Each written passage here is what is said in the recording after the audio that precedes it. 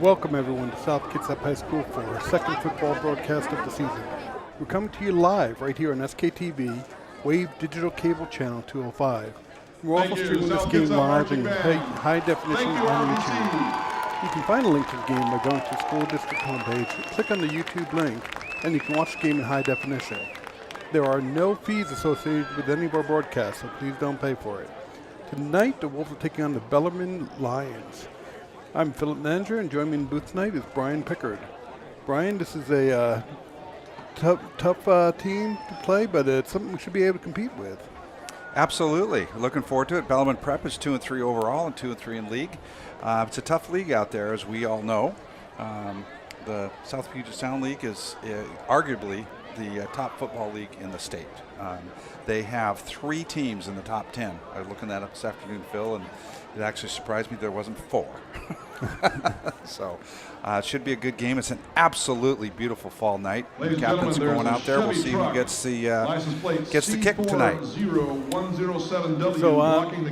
South Kitsap coming off a tough game last week. They were playing, I think it was Emerald Ridge, one of those ranked teams, as you said, Brian, and unfortunately it was a 53-0 loss. But again, tonight was should be a much more competitive game, and we're looking forward to it. And at the center of the field, ladies and gentlemen, we have our captains. You know, this year something I've noticed, and like you said, this is only our second game. This is your first. We missed you last couple weeks ago, and Troy Larson and I broadcasted. Troy couldn't be here tonight, but there's a real fight in this Wolves team, and seeing some great signs. You know, it's not always every week coming up with a W, but again, it's a tough league. So I think this is going to be a tough fought game. I hope it is. I hope it's a good game. Wolves haven't beaten Bellarmine in football for what I heard was 11 years, but I hear that they are psyched up to stop that streak. All streaks got to end, right? Yeah, and South Kitsap actually won the toss, I believe, and is chosen to defer, and they will defend the north end of the goal line and kick off to Bellarmine, so the north end of the field. Brian, tonight is homecoming for South Kitsap, so a lot of festivities, a lot of we'll have down here at halftime, and we'll have an extended halftime. It'll actually be about 20-minute halftime to get all these activities. And respect, display modesty and victory and graciousness in the You know, I was thinking this afternoon, it was kind of strange that we had the homecoming game. It's only the second home game. It's just the way the schedule works out. But I think in the next 3 or 4 weeks, there's 3 home games. So there's going to be a lot of hometown. And like we've always said through the years, Phil, best deal in town, best sports dollars, it's high school sports, whether it's football, basketball, lacrosse, volleyball, swimming, track, whatever the case may be. The high school athletics is absolutely fantastic, and it's the kids appreciate people coming out and cheering them on. And if you want to watch a sport where people are playing and they're doing it out of their hearts and out, you know, to fun and just really care about what's happening on the field, you have to go back to high school sports, because that's what it is. Absolutely, we're not going to get an argument on that idea, no. For sure. So, well, the teams are getting out, open and ready for kickoff. Bellarmine in white, and of course the home team in maroon and white pants. South Kitsap Wolves are ready, all set to kick off. Back to receive so kicking for the off for Lions, South Kitsap is number 13, Gomez. Kieran Snyder. And we're unfortunately in line with the Bellarmine Lions returners, so we can't really get their numbers. We'll do the best we can. We don't have any spotters other than ourselves, and here goes the first kick. It's a pretty good kick, about to the 15-yard line. Takes a bounce. Picked up by Bellarmine. Oh no, he broke through the first line there and gets out, pushed out about the 43-yard line. So yeah, it's always nerve-wracking when your kicker makes the tackle. Exactly. So you know, something's wrong there. So there was a pretty good return there. About, what are we talking about? 30, placed on the 43-yard line for the Lions. 25, 30 yards. About 30 yards on that. Yeah, after he picked it up. Yeah, so they're going to start with good field position at the 43-yard line. So, and I believe that was number 9, Andrew Johnson, on the return. So Bellarmine starts 1st and 10. They come out of more of a true shotgun position than the pistols that we tend to see a lot at We've the high seen a school lot. level. We have anymore. Very rarely do you see him take snap under center, unless it's the quarterback sneak or something along that line. Yep. So inside handoff, end around coming, and South reads it well and stops him for about a 2-yard gain. So it'll be second about 7. So they're giving him 3 yards. You know what I like to see there is there was 2, maybe 3 Wolves on the tackle, and probably about 8 more Wolves that were right behind there, right there. Yeah, that's very good pursuit. I agree with you. That was a good job. Yeah, it was a gain of about 3 yards, 4 yards, 3.5. So we'll call it second and 7. And again, quarterback's back deep. They've it's going to be a pass play out to the left-hand side. Shakes one tackle, and that's complete to number 10, Steve Imke.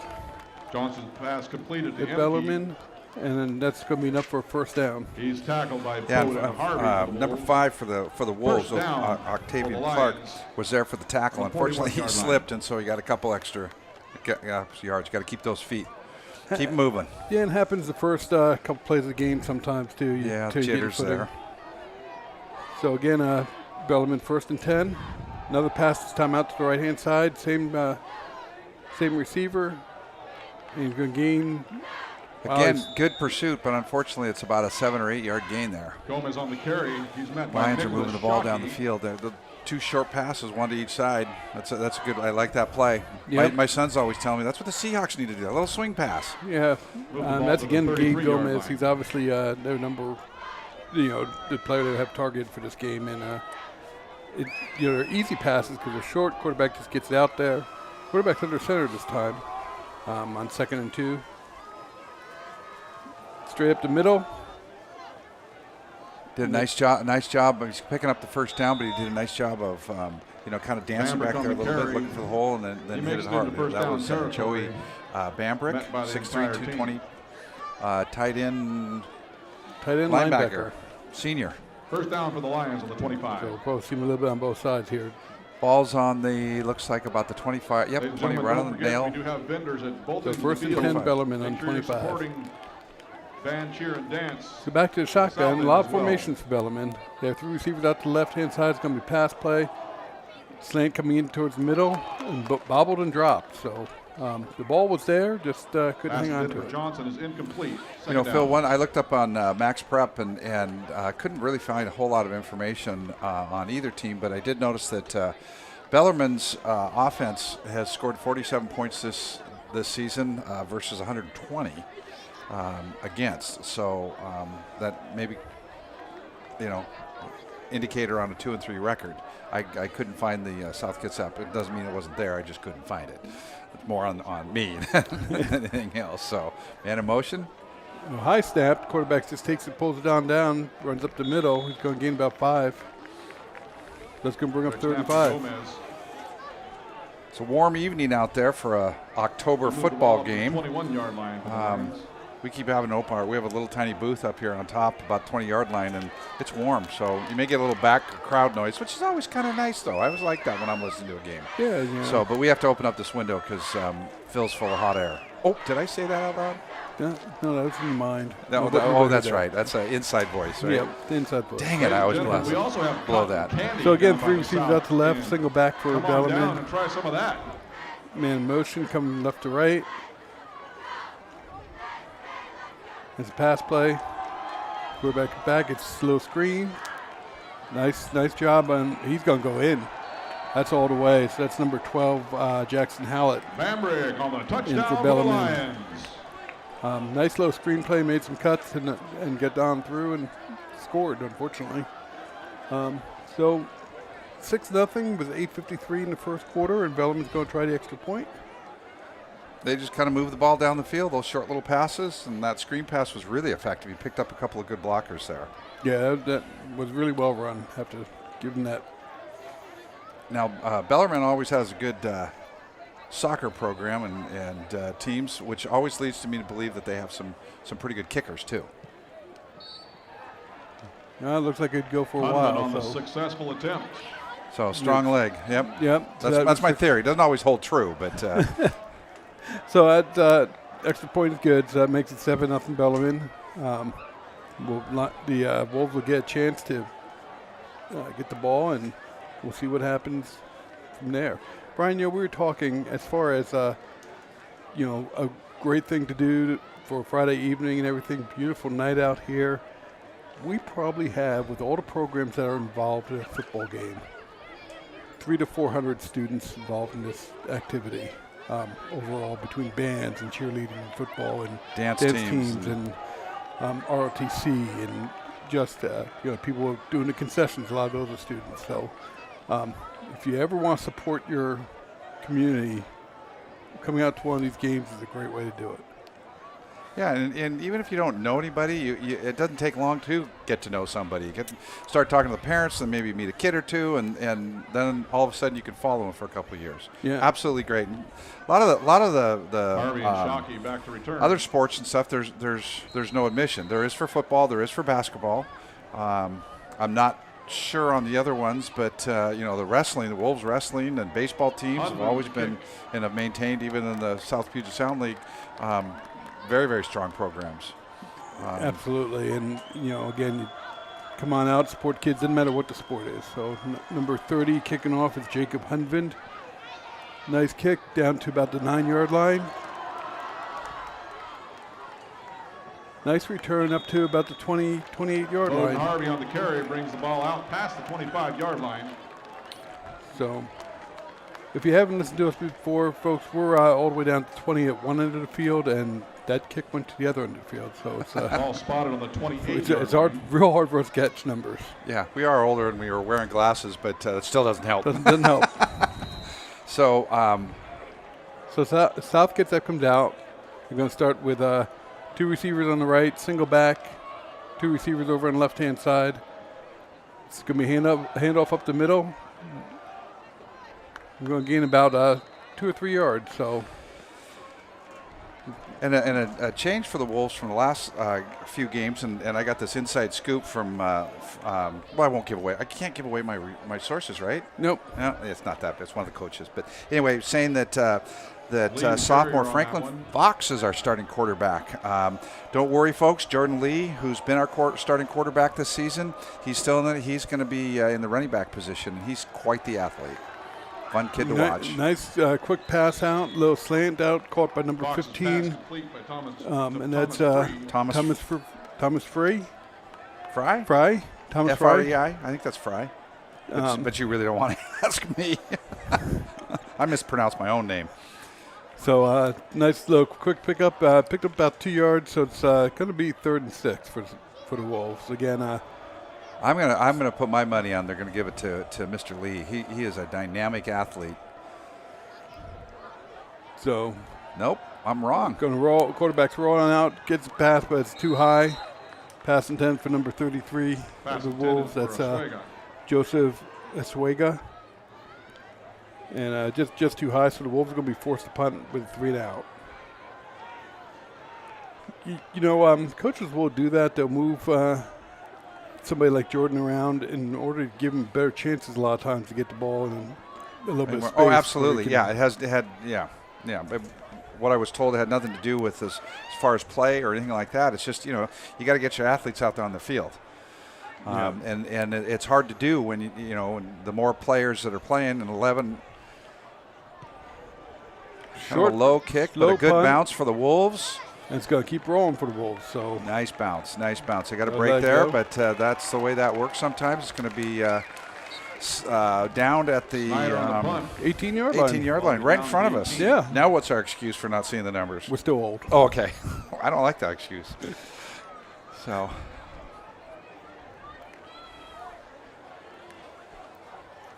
So, folks, Bellarmine will take over 1st and 10 at their own 18-yard line. See if the Wolves can get a stop here, get some good field position. Our ball boys down there. Thanks, gentlemen.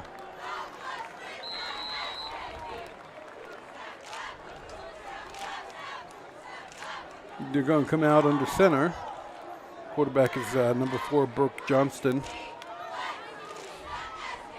Handoff to number 11. And that's Gabe Gomez. He's listed as a wide receiver, but looks like he has some speed. They're getting too much on those first and second downs and running it right up the middle. That the Wolves need to tighten up that D line and keep the blockers for Bellarmine off of the linebackers, so the linebackers can make the play. Yeah, this is a good size Bellarmine front line, but South just has to be able to hold on. It did get 6. Another handoff, this time going end around, and stopped short. Going to pick up 3. That's again Gabe Gomez. So 3rd and 1 coming up. Swig and Welch on the tackle. I didn't catch his number, but I saw somebody off the D line for the Wolves split a couple of blockers and caught him from behind and slowed him down, then had some help with that. So that's always a good sign. Things are tightening up a little bit. So big down here, expected to go to the running back straight ahead. So sure enough, that's what we got. Delayed hand. I don't think he made it, Phil. It's going to be close. Yeah. Okay. I stand corrected. Wishful thinking. Wishful thinking. Hey, one of those where he just got enough to get there. So they not by much. That was good defensive effort, but they did not quite enough. So 1st and 10 on the 28-yard line. Looking for the defensive call from the sideline. Yep, considering it started at the 18, this is that was just 10 yards. So Bellarmine again going to try running. They have 2 receivers out to the right, 1 coming back in motion to the left-hand side. Quarterback's keeping, rolling out. Good coverage. Nice pass caught again by number 11, Gabe Gomez. There's a hold call that didn't get made. I saw it. Pass complete to Emke. There was good containment on keeping the quarterback in by number 32.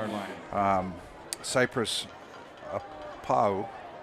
Forgive me if I'm mispronouncing that last name. Cypress did a nice job.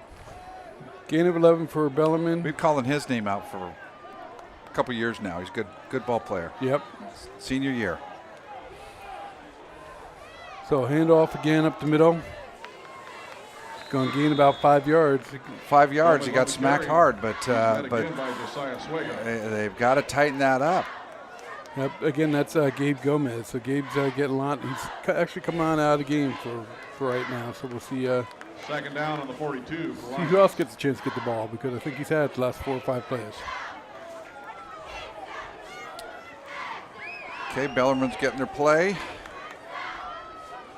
They're sending 2 receivers out to the right. And they got 2 in tight on the left-hand side. Receiver going motion left to right. Single back. Oh, it's over the quarterback's head. And he drops down. Wisely. He's down all the way back down to the 21-yard line. So break for the Wolves. That's a loss of a lot. About 20 yards, 21 yards. That snap was high, but he just didn't get a grip on it, and so it sailed on past him.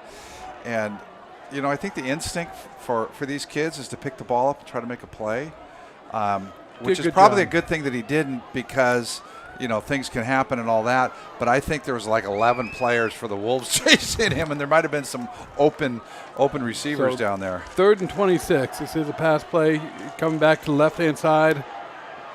Again, that's number 11. Tackle. Gabe Gomez, tackled by number 5. Octavian Clark. We've been calling his name and number for a couple years. He's an athlete too. That was a really nice open field tackle. Here's a replay. Open.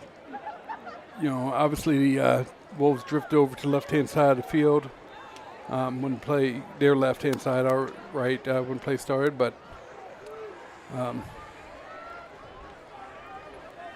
So into punt is number 30 for Bellarmine. That's Jacob Hudvin.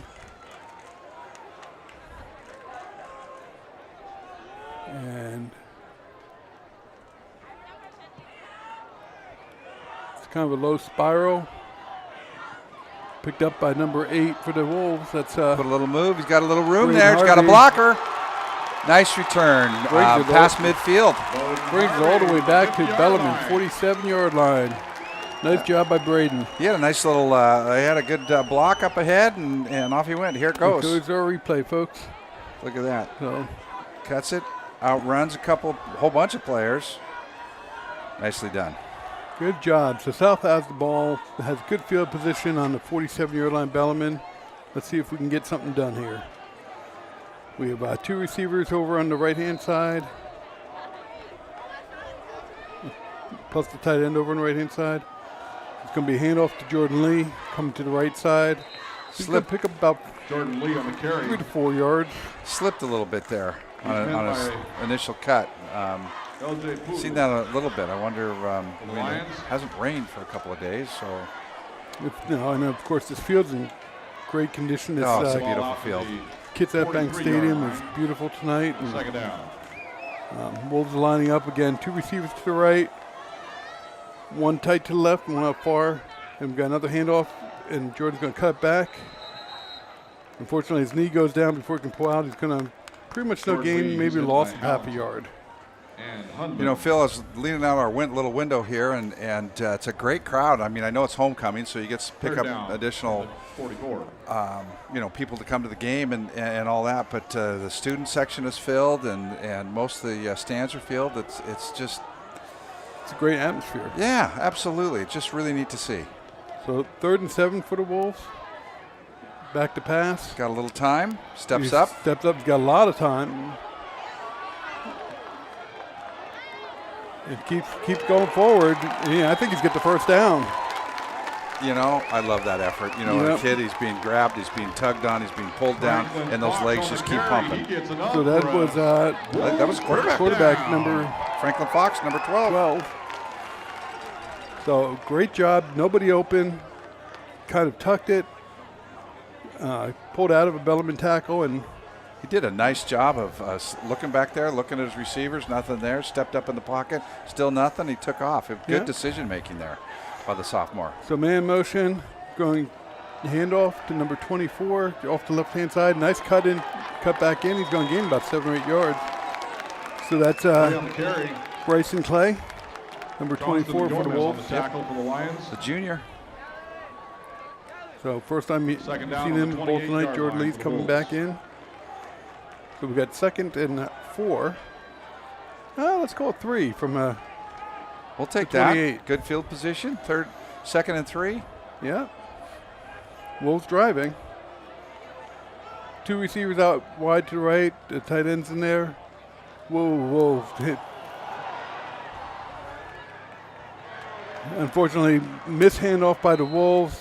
Jordan Lee picks it up. Saves a turnover, but the Wolves are going to lose about 15 yards on that play. 3rd and 17. So, I think we should do, Phil, is sometimes for the South Kitsap, we should see what middle school and elementary schools they went to.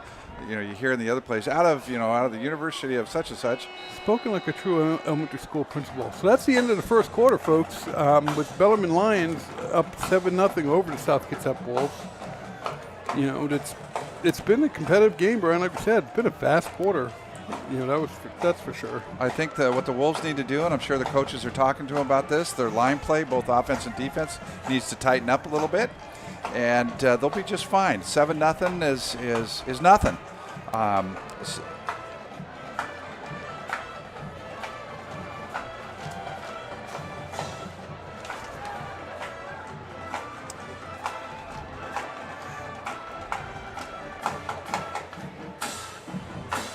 Before we get into the second quarter, we want to show you this year's homecoming court.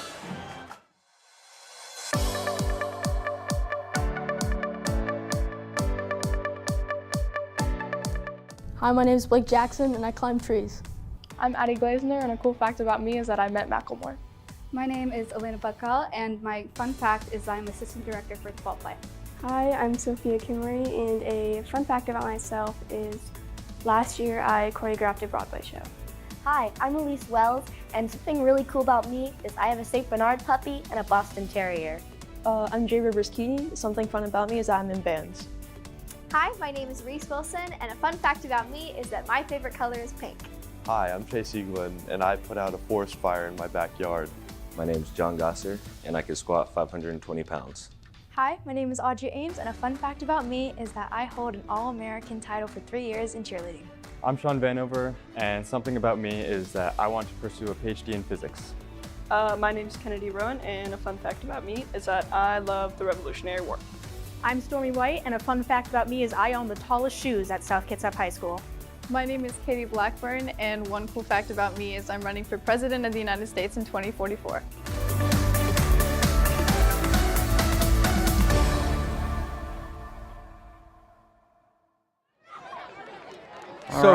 So third down with an incomplete pass for the Wolves, and followed by a punt down to the 15, 16-yard line. Yeah, so, sorry, we missed a couple plays, but we were showing that video, which I think is absolutely a neat way to do that. So we missed a couple of plays. It was a nice long pass and just barely missed by the Wolf receiver. So the Lions are going to take over about the 9-yard line, deep into their own into the field, which is furthest away from us. Well, I think it's the 14-yard line. Oh, it's 14? I like pushing them back 5. Okay. I like 9 better than 14, but you're right. So, man motion. Quarterback's going back to pass. Hey, sacked. Is it? No, it's going to be down to 2-yard line, 2 or 3-yard line with contact first made, but awesome job. Who is that?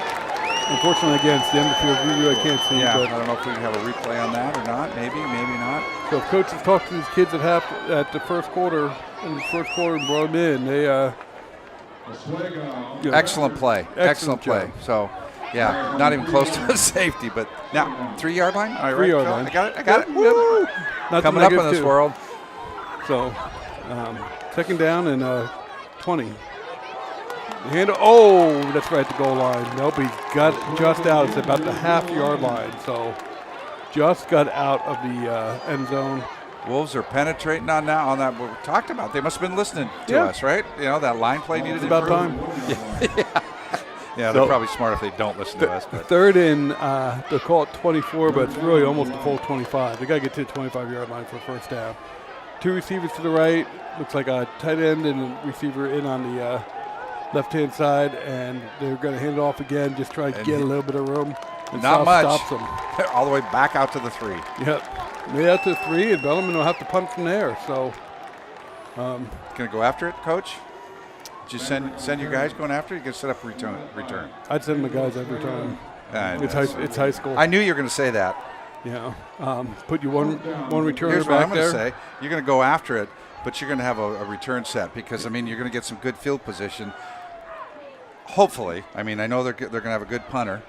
Again, my theory. Well, you want to. It's not the full distance, so you're hoping that he is uncomfortable back there, and you can do something about it. So, Bellarmine's back. Oh, penalty. Looks like a play is blown dead. My guess is either false start or false start. Well, that's going to cost Bellarmine 1.5 yards. That's 18 inches. Yeah. Look at that, huh? That's pretty good. A yard and a half? Oh, 1.5 yards. No, that's bad. Oh, I'm going away. I'm going home. Guys, if you don't understand this, Mr. Pickard used to be an elementary school teacher, which is, Oh, that was back in the 1400s. So, yard and a half. He didn't have his abacus. You said 1.5 feet. I know he didn't. So. We have number 10 and number 9 back for the Wolves, Santiago Herrera and Nicholas Shockey. Let's see if we can get a good return. It's a short kick. It's going to be a short kick. He fields it about 31. Cuts up the side. And down about the, 20-yard line, give or take? Yep, right around the 20-yard line. And who was that, Brian? That was number 20? That was number 10, Nicholas Shockey. So he's senior this year. So that was his eyes probably had to get really big on that short kick. He came up and fielded it well and returned it. So this is excellent field position to start. 1st and 10 on the 20. And I'm going to bet that they get to the 10-yard line, they're going to get a first down. I'm trying to improve my math skills here. Hand off to Jordan Lee. He's going to take it up in the middle for about 3 yards. So it'll be 2nd and 7. Thing is that right now you're in 4-down territory anyway. You'll take 3 yards of punch if you can keep getting it. Yep. Absolutely. So South Kitsap breaking the huddle. 2 receivers on the right, plus the tight ends over on the right-hand side. 1 receiver to the left, single back. Another handoff to Jordan Lee. Kind of half hurdle somebody, and he's going to gain about 1 to 2 yards in that. Looks like it's going to be 3rd and about 6 to get down to the 10-yard line. So, no, I haven't seen yet, but as far as Franklin Fox, the quarterback for the Wolves, I haven't seen him roll out much. If it was Jordan Lee, that's almost what I'd call, but you know, you just don't know. We'll see what happens here. He had that nice run, you know, to get his first down last time. So Lions are in formation. He does roll out. He's got an open receiver. Caught. Touchdown, and in. Wolves. Touchdown Wolves. Woo! I don't see a signal from the official, but I saw it. Did? Okay. Yeah. Again, second effort, and he dove into the. This is nice. Hey, rolled out. Yeah. Rolled out. And rolling out to your left when you're right-hand quarterback is tough. So he gets the pylon. So South Kitsap is going to go and try to even the score at 7 apiece. And there's the cannon. Yeah. Signifying a score for the Wolves. Yep. We like that sound.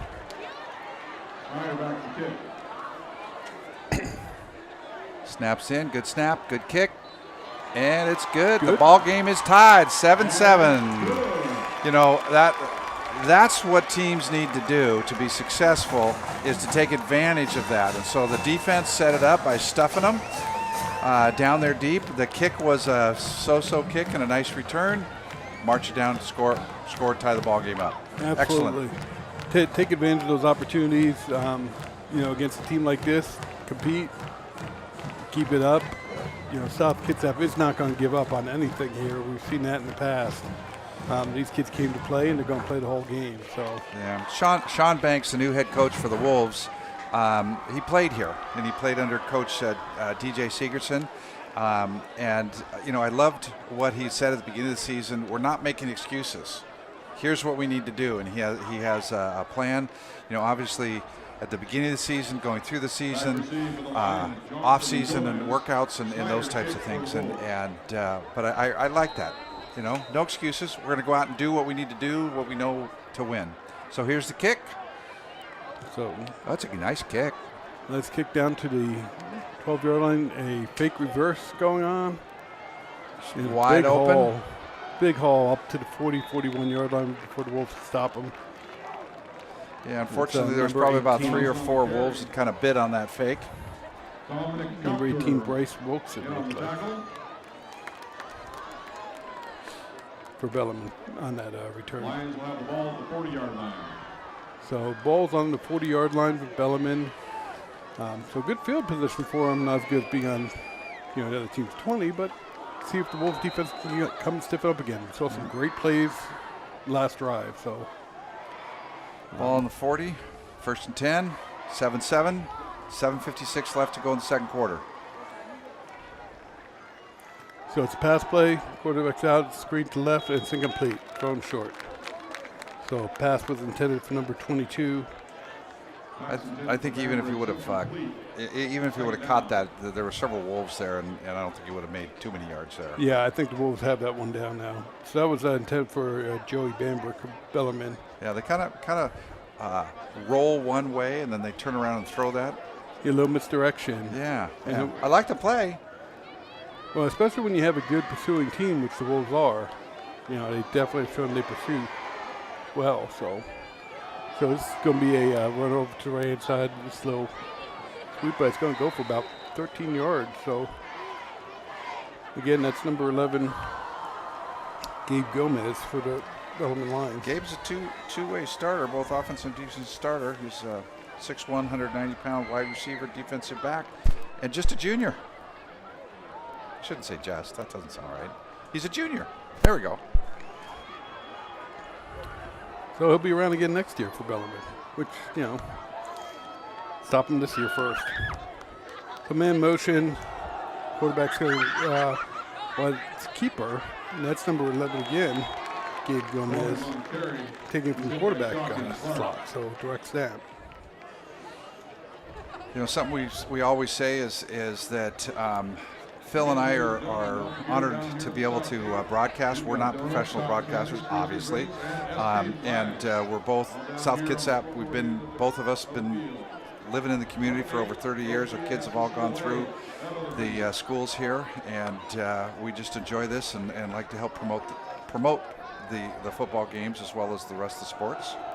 Odd handoff, but they got it out. Number 22 is getting to the outside.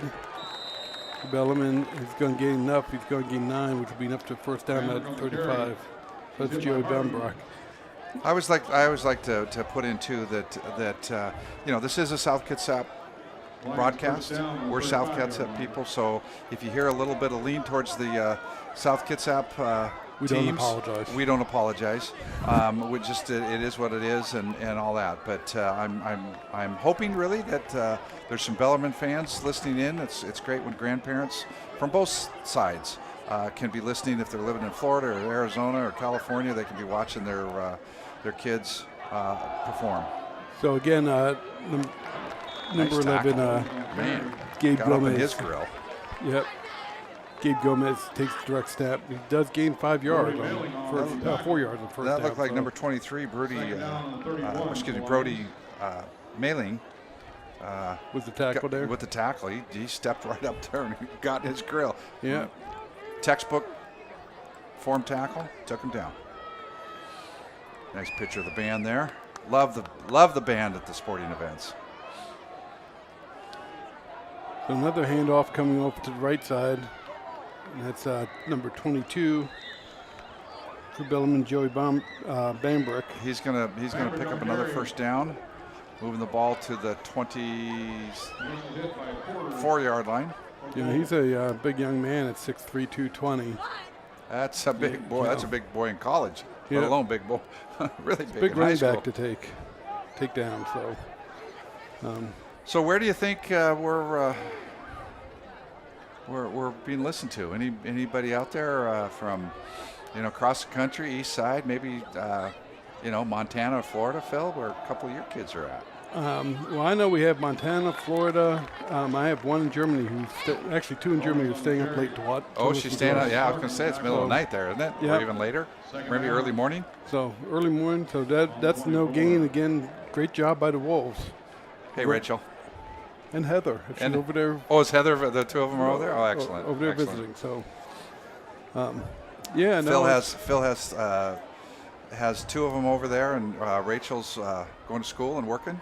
Yeah. Heather's living in Montana, but as I just learned, she's visiting her sister. Very cool. Yeah. So shotgun snap, number 4 quarterback, and nice quick play on second down. Gun gain 9. So we're going to keep number 4, which is Burke Johnson in. We got 3rd and 1. He's also a sophomore. If I had a 6'3", 220 running back on 3rd and 1, I know what I'd do with the ball. You think? Yeah. But we do get a flag, and I think it's going to be a false start. I saw a Wolf move, but I don't think he went into the neutral zone. So. It is. Oh, he did. Wow. You know, this is happening, folks, kind of right in front of us, and I agree with Brian. I saw him move, but I did not see him cross. But, by the way, Christopher wants to let us know that he is listening. So Okay. Sorry, Chris. Give you a shout out there. But we do, we do get people from parents, grandparents, relatives from all around the world listening to these broadcasts, which is why, part of why Brian and I do it. So we have 3 receivers over on left-hand side. And ball going over to the left-hand side, ball on 10 yards, and he's going to get it there. So that's number 22, Joey Bambrick, for a touchdown for the Lions. So good blocking by Bellarmine. I don't think he got touched.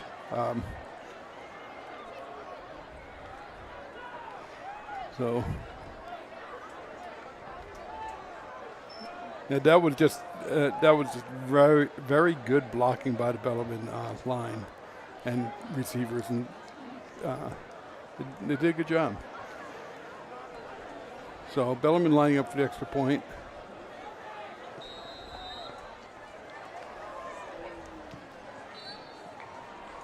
So that's Strong good. kick. And that's number 30, Jacob Hunvin, who's handling the kicking duties. So 4:51 to go in the first half. The score is Bellarmine Lions 14 and South Kitsap Wolves 7. You know, Phil, we're talking about, hearing from all over, and yes, Christopher, we know you're listening. We appreciate that. You might be no, you're not the father Cease with the girls in Germany. So, but we'd love to hear from people where you're at. I mean, obviously, I'm sure there's lots in Washington State, and all.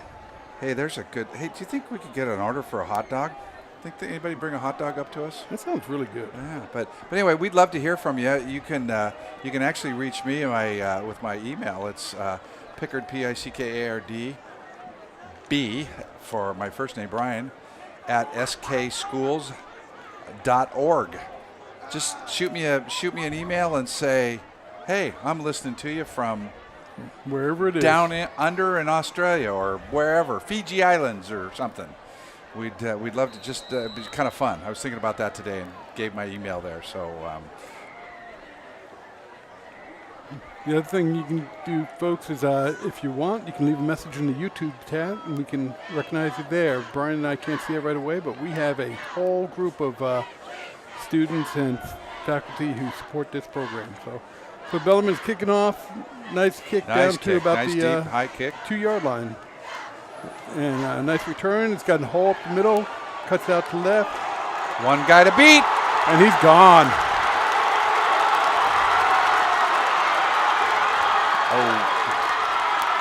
Oh, he gets down to the 2.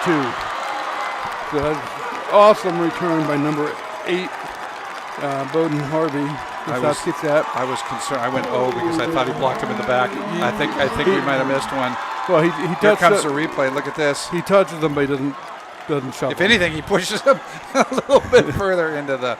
But excellent return. Nice blocking by the Wolves all the way up to the 3-yard line, I think. So that's a 95-yard return. Beautiful. Great answer to that touchdown by Bellarmine. So now who was that? That was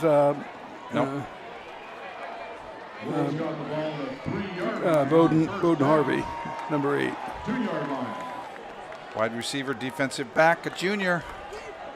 So South takes over, 1st and goal at about the 2-yard line. And up to Jordan Lee. We're going to have a flag. And when the play is stopped, it usually means the offense, doesn't it? And usually 9 out of 10 times. Yep. So the ball will be at the 7. It'll still be 1st and goal. That's too bad because I think he had it. And I think he did too. But, that's football for you, high school ball. And Yep. It happens everywhere, all levels. Yep.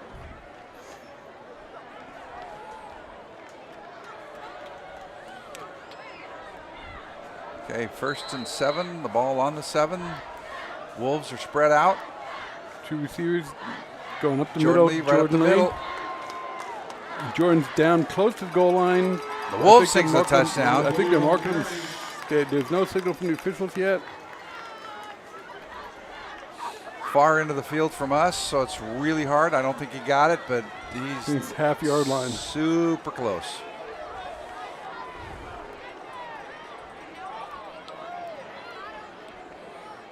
No. Yep, down just inside the 1. I'd almost run that same play, although they're tightening up. I wish they'd be able to go into center here. I just he's in. So that's Jordan Lee for a touchdown.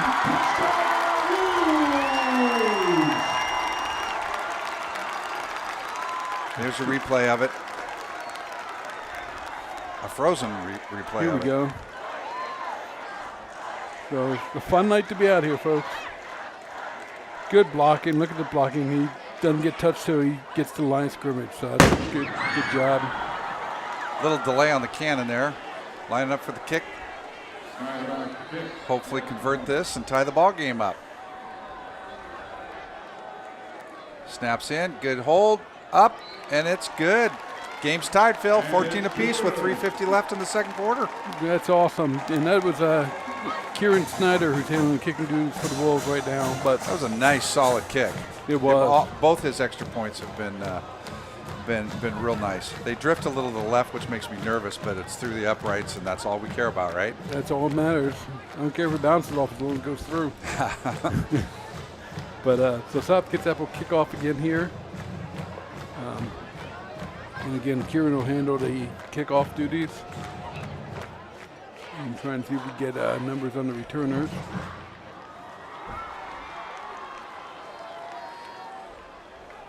In the dark. That corner is kind of dark, isn't it? Yeah.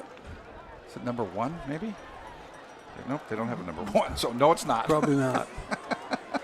9? And probably number 9 is Andrew Johnson. He's a wide receiver. Yeah. Two-way starter. Oh, so kind of a squib to South. Been touched. He picks it up. Nice job out of the 21-yard line. It's number 23 for South Kitsap, Brody Mailing, making that tackle, getting him out of bounds.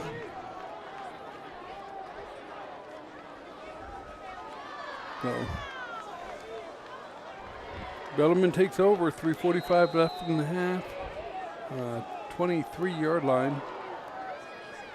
And if South can kind of stop them here and force a punt, they have a chance to get the ball back here some time. Yeah. So take from the script from earlier, or hold them down and you know, short kick and return, and let's get another point. Let's get a lead before halftime. So that's a complete pass to number, I think it was number 9, Andrew Johnson. Little slant in. Kind of faked that little screen they were doing where they roll out to one side, and instead of throwing the screen all the way back, they hit the slant kind of up the middle. So that's 9-yard gain. So 2nd 1.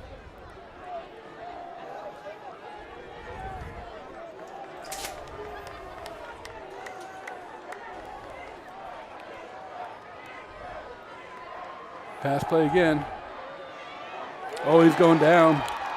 Oh, picked off! Picked off. Touchdown. Touchdown Wolves, number 33, Josiah Suega. Awesome. The junior brother of the Here's two. the replay. Look at this. He just stepped right in and it was gone. Pick 6, baby.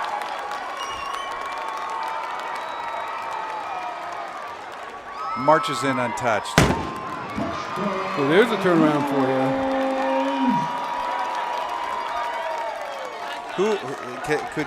Could you tell, Phil, who had the quarterback and unfortunately didn't wrap up his arms, but then fortunately he didn't wrap up his arms because then he could throw it and was picked off. How big do you think his eyes were when that ball came at him? Huge. I talked to a young man who had a similar situation about 10 years ago, and he was just like, my eyes got huge. He goes, that was the easiest touchdown I'm ever going to get. So similar number, I was thinking. No, 32, wasn't it? 37. 37. Yeah. So kicks up, and the kick is good. The Wolves have the first lead of the game with 2:53 left in the second quarter. Left in the first half, too. 21-14. Wolves over the Bellarmine Lions. I almost called them Rams for some reason. Shouldn't admit to that, right? No. But, yeah, no, this is a great game. A lot of, it's going back and forth. It's a lot of fun to be up here watching. And, at this point, all we want to do if you're the Wolves is get another good kickoff. And then just keep Bellarmine out of the end zone. This is a win for the half. So. If you can do it, it's easier said than done. But I really like it if you got a strong enough kicker that can kick it down there, kind of in the corner, kind of pins them in, and it's a tougher return. Yep. Buy your own SK flag to show your pride. Head on down to the South Gate. Support. I suppose former number 37 wants you to say it was Chris. Maybe. He might. You owe me now, Chris. Little squib kick. Little squib kick. Touch. Bounce, it's on the ground. He gets hit. He comes back up. That's the danger there. Nice Boy, job. the Wolves are lucky on that That's one. He should have been down. Number 3. That's someone not filling. Noah Porter. Someone not filling the lanes there. You know, it's the problem with those little squibs is, yeah.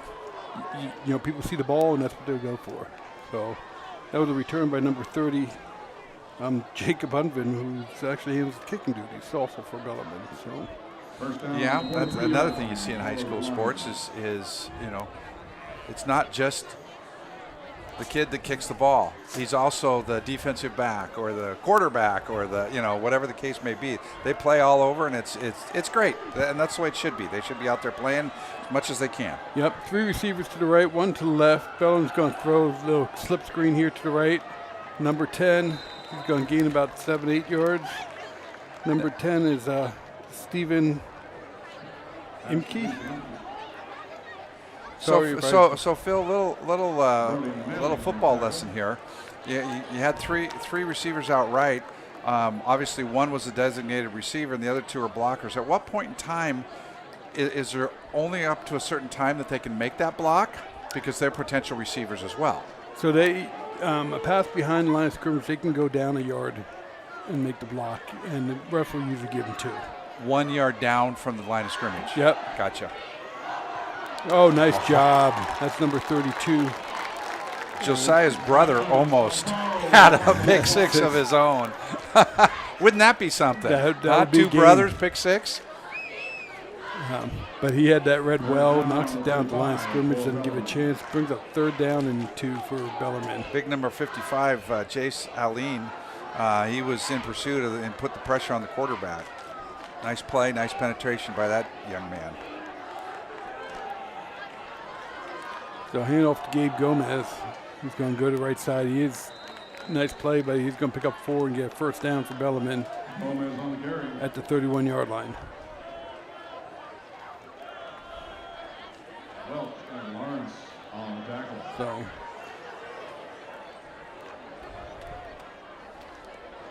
Wolves are being stout on defense. I mean, they're forcing them to march. They're not giving up any big plays. Let's keep that continue. So Bellarmine's got 2 receivers out far to the left.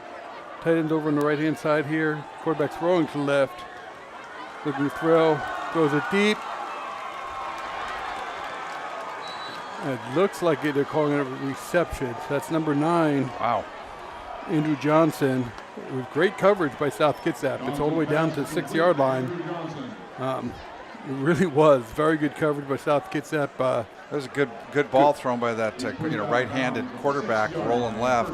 You got to turn your body and throw. That was a nice strong pass. Nice pass right at the sideline. So hats off. That was a good play. So they're going to line up again. This time 2 receivers to the right, still out of the shotgun formation. Tight ends off to the left, and plays going to the left, and he stopped. Good job by South Kitsap. So that's number 11, Gabe Gomez. He's not going anywhere, and that one ball still at the 6. They had him stopped, no gain, but second effort probably picked up a yard. Or did he just go back to the line of scrimmage. Line of scrimmage, all right, yeah. Good defensive play by the Wolves. 2nd and goal for Bellarmine from the 6-yard line. We got just over a minute to go.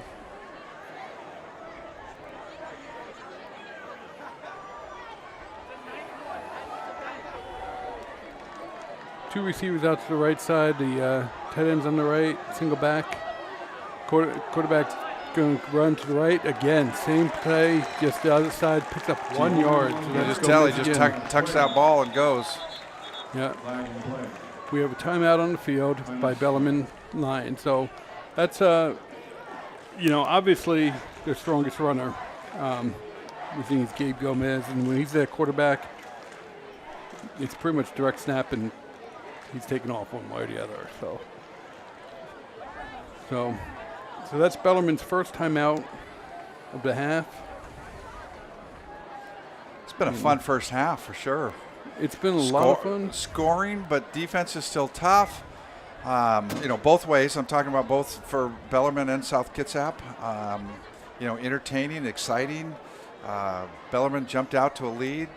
South tied it up. Bellarmine lead. South tied it up, and then South with the defensive play. There's the difference in the ball game. Yeah, so this will bring up 3rd and goal from the 5-yard line for Bellarmine.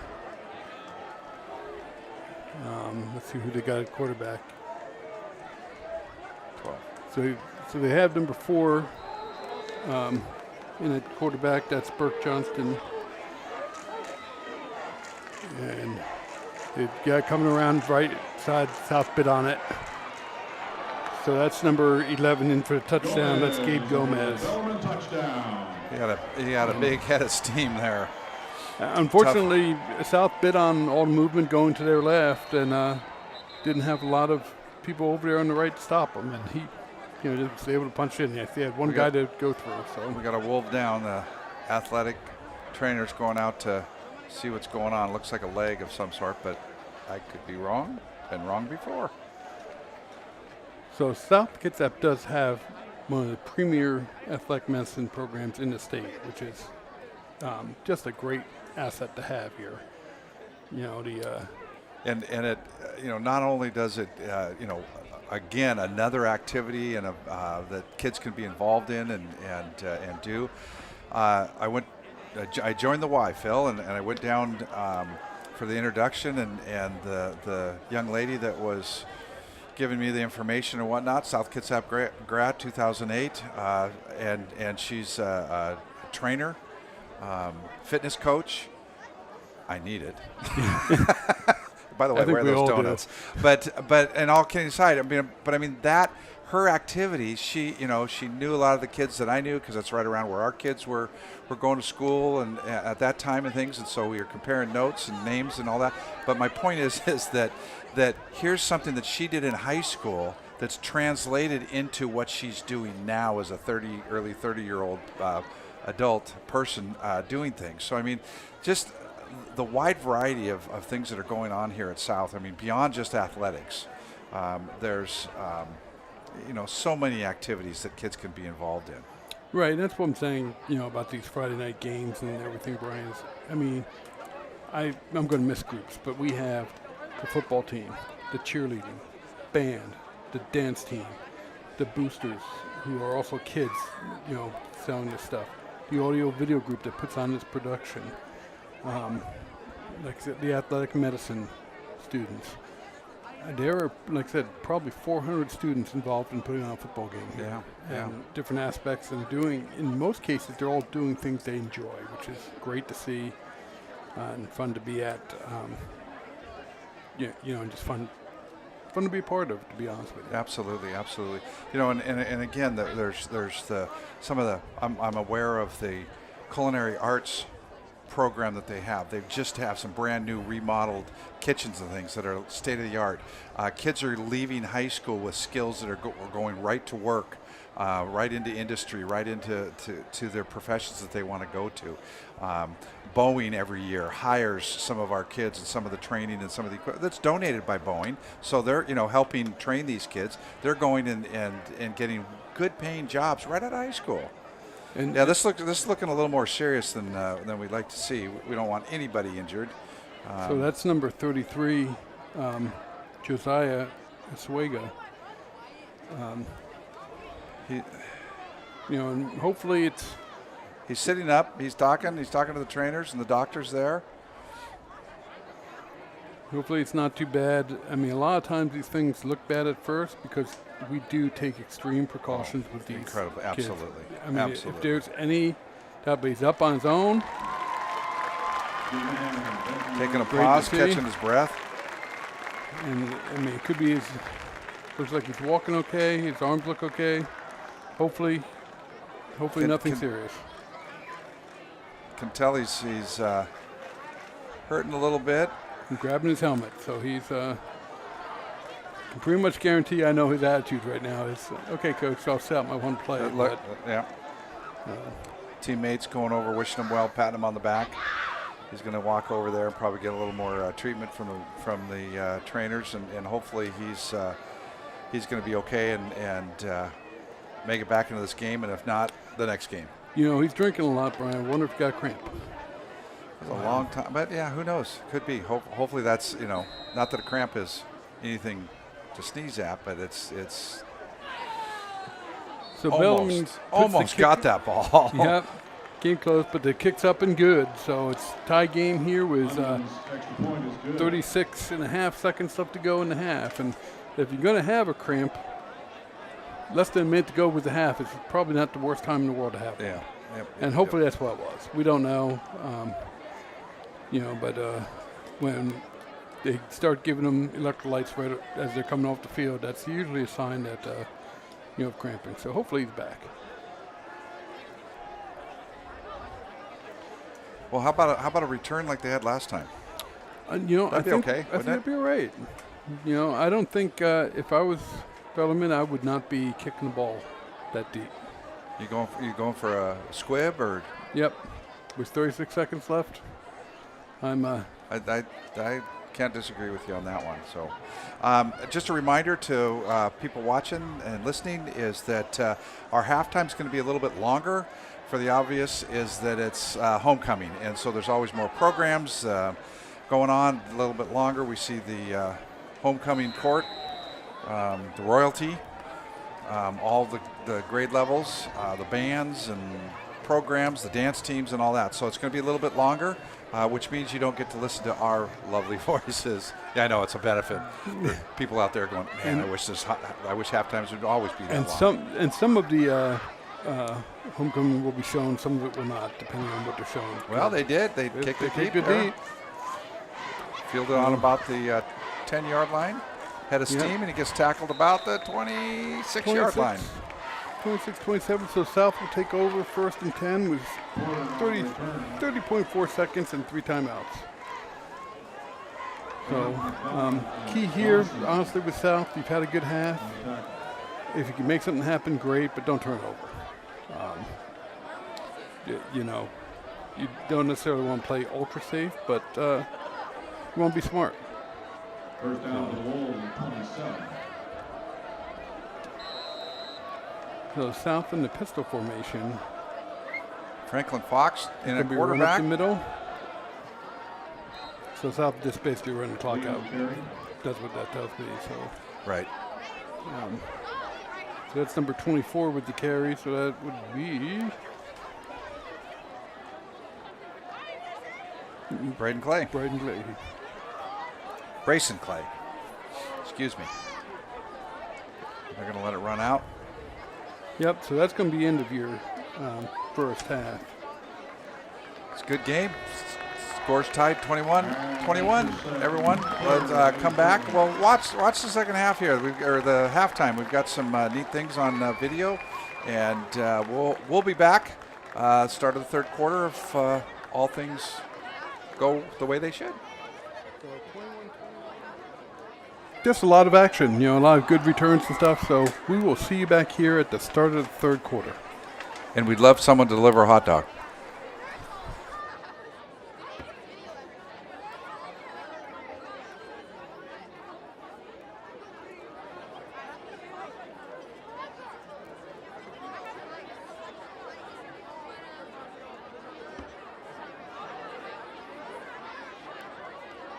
Here's the way things are going to work for halftime, ladies and gentlemen. First of all, we're going to get the pleasure of hearing from your SK marching band. Then we're going to get to be entertained by the dance team. After that, we will announce the homecoming court.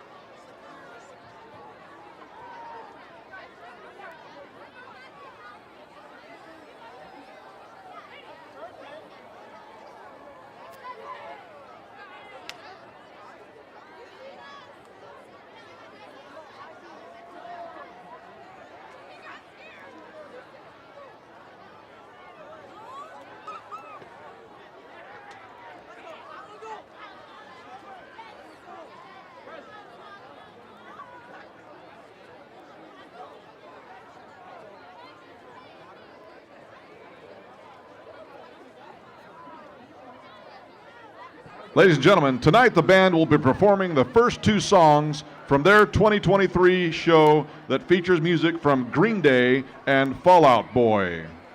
Their first song will be Holiday by Green Day, arranged by Tom Wallace.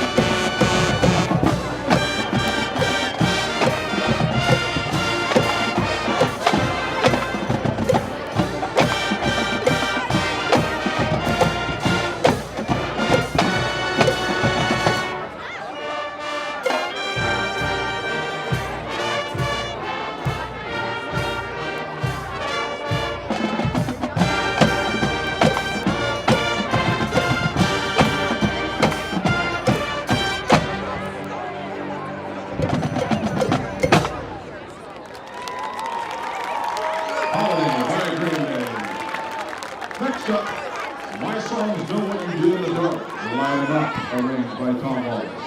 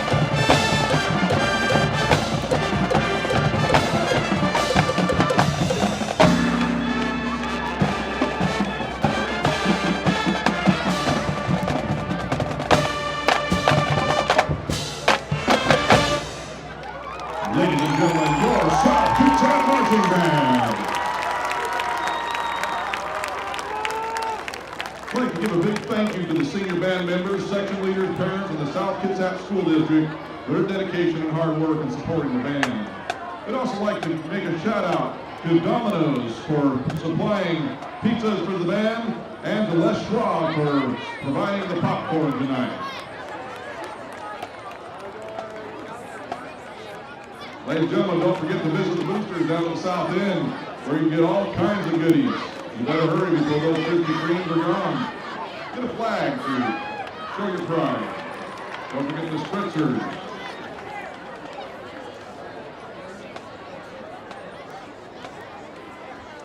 Also the cotton candy, can't forget that either.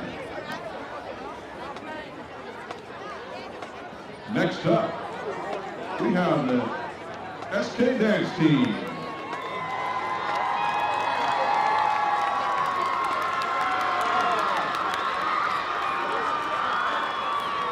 We present the South Kitsap Wolfpack Dance Team. The dance team is coached by Liddell Van Boss and Aaron Williams, and are led by senior captain Reese Wilson and junior co-captain Andrea Bernowski. Fun fact, the dance team are your reigning district champions in common hip hop. The dance team will be presenting 2 routines and would like to dedicate their performances to all the amazing SK dance and drill alumni who were the foundation of our team. We feel so honored to carry on the legacy of the SK Dance Team program. Now, presenting their first routine, Hop.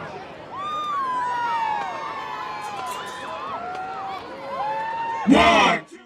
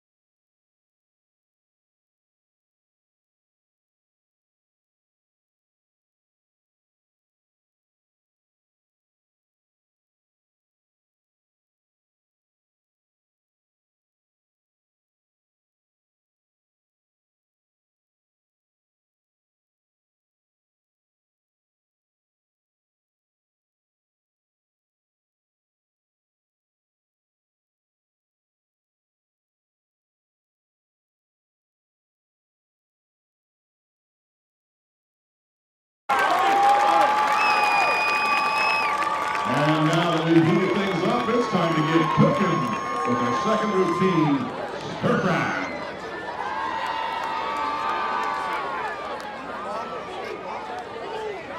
Or not. Ladies and gentlemen, let's hear it for your SK Dance Team.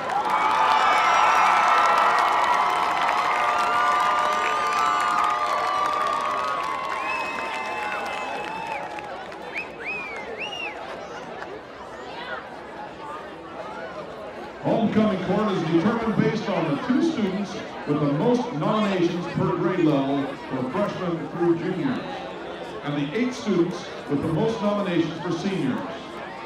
Students are instructed to nominate their peers who they believe best fit the characteristics of what it means to be a wolf. Those are W, warm and welcoming; O, outgoing and spirited; L, leader of the pack; F, fiercely committed. Our 2 seniors with the most votes will be our homecoming royalty this year.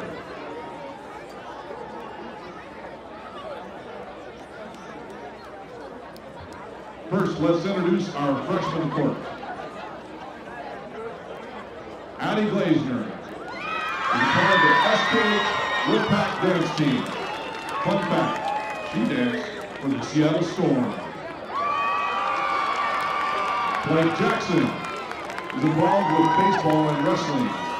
Blake's favorite movie is Cars. Your freshman court.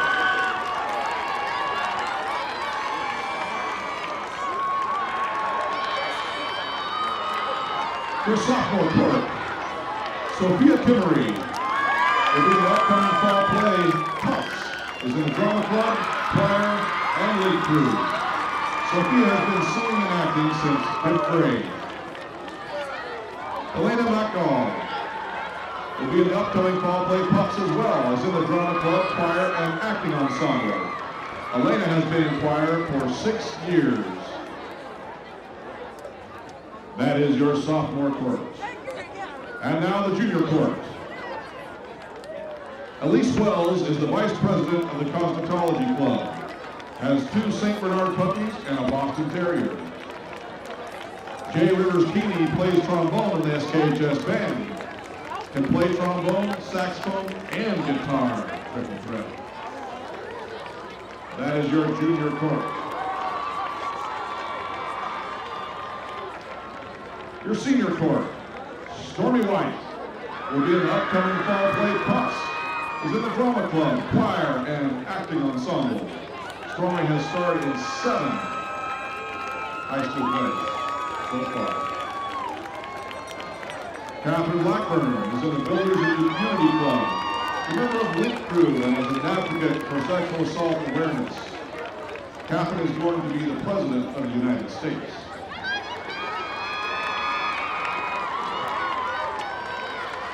Kennedy Rowan is involved in DECA as well as speech and debate. Kennedy's favorite part of history is the Revolutionary War. Sean Vancouver is involved in DECA as well as speech and debate. Sean collects Legos.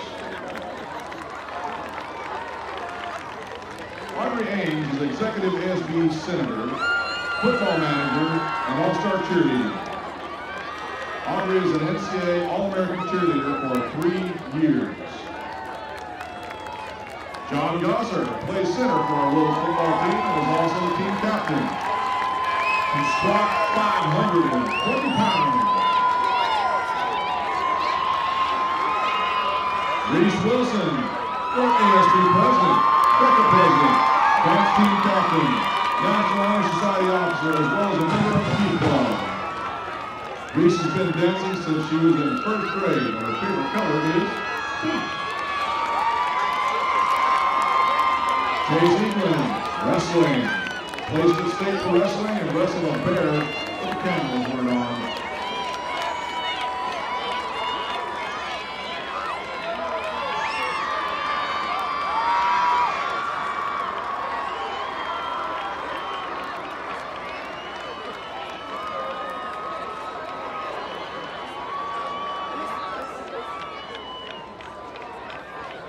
And now it's time to announce your 2023 homecoming royalty.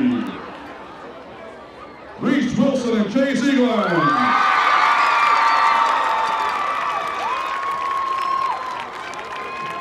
Congratulations to the 2023 court. We are all amazed and impressed by you. Way to represent South Kitsap.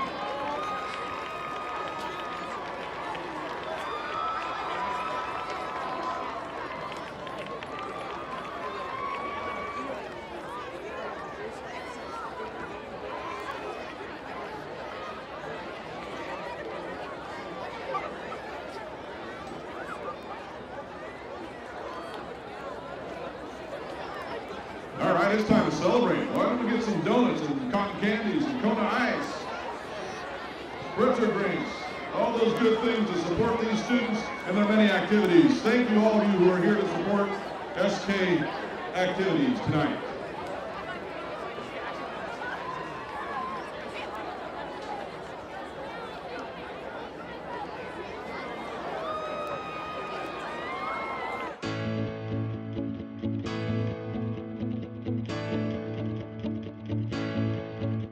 Hello Wolves!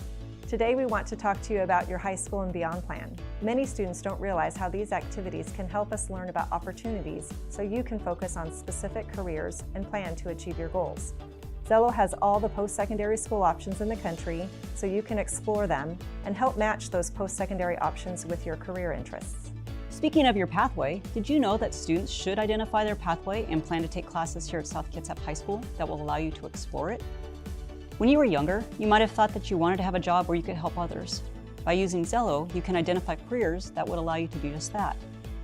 The 5 career pathways are arts and communication, business and marketing, engineering, manufacturing and industrial technology, health and human services, and the sciences and natural resources. These 5 are the more general areas of career clusters as seen in Zello. Career clusters are more focused, so you probably will have a couple of clusters to look at. When selecting classes to take, you should be looking at courses which will help you explore a pathway or career cluster.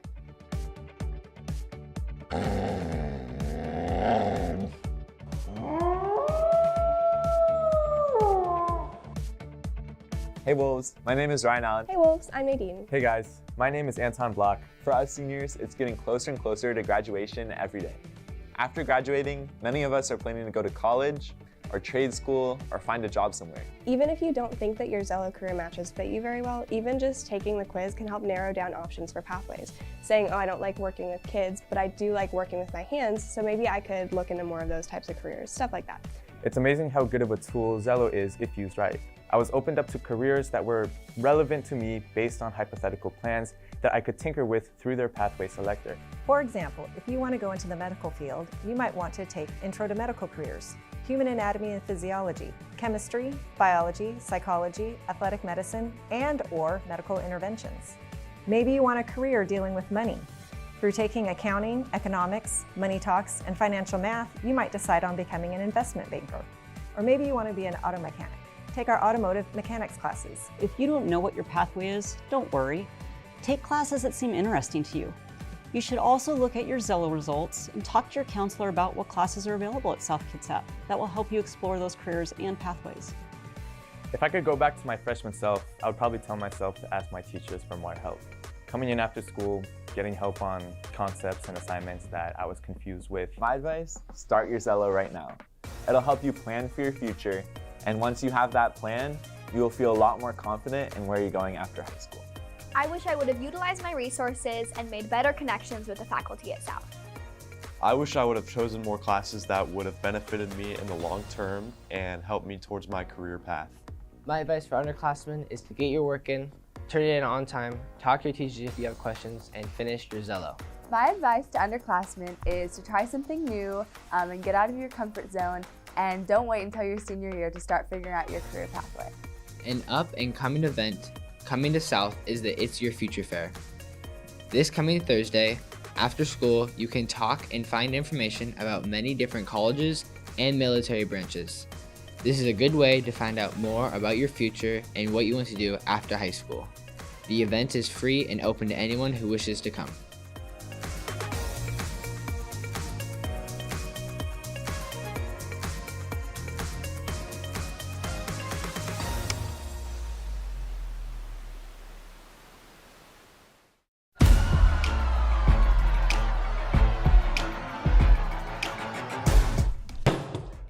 Are the best. They're only here for a limited time, so you have to see them while you can. How dare you say such thing?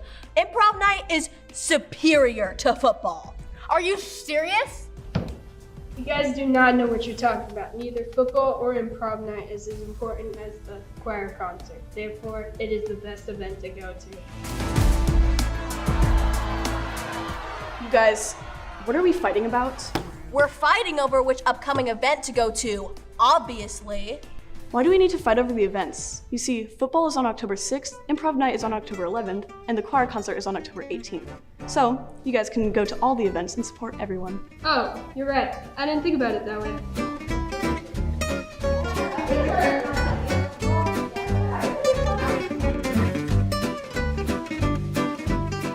What is ASB? I do not know, but I know that it involves the school?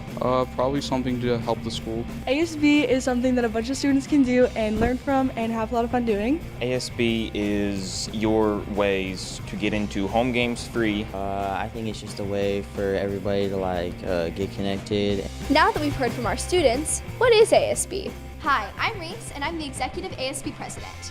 ASB, or Associated Student Body, is a group of elected student leaders that represent the school. Each class has between 7 and 11 officers that work together to communicate with staff and faculty, plan events, and make things happen. ASB officers put countless hours into making a school they're proud of. And my name's Haley, I'm the senior class president. Some of you may know that ASB meets every other Wednesday in room 102. But what a lot of you don't know is that anyone can show up to an ASB meeting. You don't have to be an ASB officer. You can show up to either voice your concerns, ask questions, listen in, and you can learn about all the upcoming events so you can get involved in the school. Can't wait to see you there next Wednesday. South Kitsap has a new way to get from place to place. Kitsap Transit is offering a youth transit pass that lets you catch a ride on public transport for free. Well, essentially, this gives the students free access to the transit system, and it gives you an opportunity to learn how to use the public transit system at no cost to you. With the Youth Pass, you're not just limited to Kitsap Transit buses. It actually is applicable to all of our services, so that would include our passenger ferries, both between Bremerton and Port Orchard, or our passenger ferries that go to downtown Seattle. The pass even lets you ride on services other than Kitsap Transit, opening up many options around the Puget Sound. It is not limited to Kitsap Transit. It's pretty much available on all public transits within the state of Washington. So it can be used to get anywhere, but who's qualified? Essentially, the Youth Pass is available for any individual that's 18 years or younger. So whether you're a student or not, if you're 18 or younger, you have free access to Kitsap Transit. There it is. If you're interested in the free Youth Transit Pass, you can head down to the guidance office for details or order one for free online at myorca.com.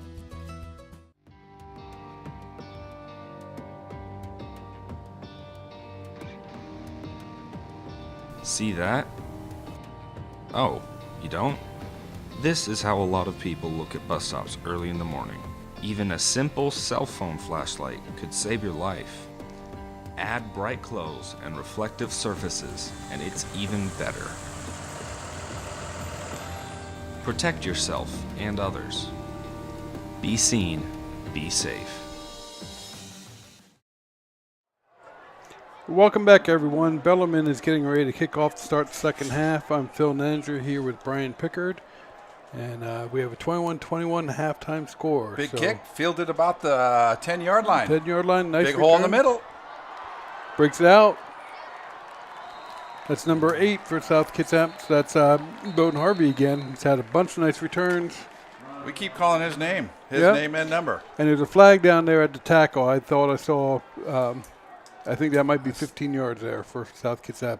For or against? For South Kitsap. I wasn't sure if I saw the way he went down looked potentially a face it looked like he mask. grabbed a jersey, but I didn't see anything like a horse collar or face mask or anything. But the refs are talking it over. They want to get it right, you know. So let's see what we got here. Oh, they're waving it off, so maybe it wasn't anything. So we do want to thank everybody who's watching here tonight. We have Taylor up in Auburn and Alessandra in Brazil watching us as well. Brazil, isn't that? Hey, we got somebody in Brazil listening to us. Someone in Europe, someone in South America. What more do we want? So we're big time. South Kitsap takes off 1st and 10 at their own 45 with a running play to the left-hand side. Nice little play to the left. I believe that's number 24, Bryson Clay.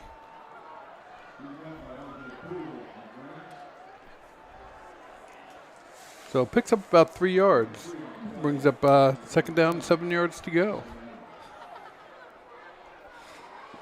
But we also have somebody watching from beautiful downtown Gorse, Washington. Woohoo! All the way? Yeah. I like Gorst. South lines up 2 receivers to beat both sides, 1 single back. Tight ends in motion. And Extra we have blocker there. Flag on the play. And again, stopping the play usually means that's against the offense, unfortunately. Yep. Well, it wasn't the tight end. He was sliding to the side like he's allowed to do. Somebody else moved, though. Yep. Even if we knew the number, we wouldn't say the number. No, so that'll bring up second down 12 for the Wolves. One of those penalties that drives coaches absolutely nuts.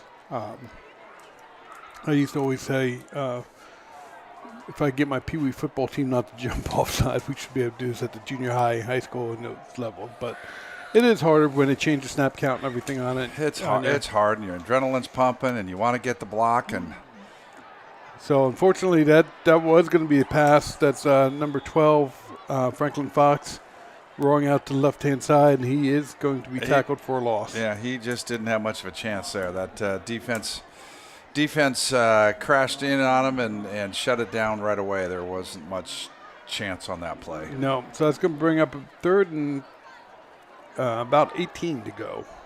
So South is definitely going the wrong direction on this drive.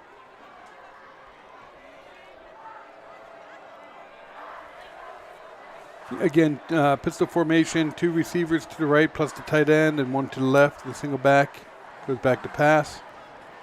Pass up the middle. Nice pass, nice catch. Nice catch. Going to be close to the first down, but I don't think he's not going to get it. Original line of scrimmage. Oh, was it? Yeah, unfortunately we were too far yeah, back. I was looking at the wrong marker over there. So that's going to bring up fourth down for South Kitsap and a likely punt. Unfortunately, we have a Bellarmine player downfield.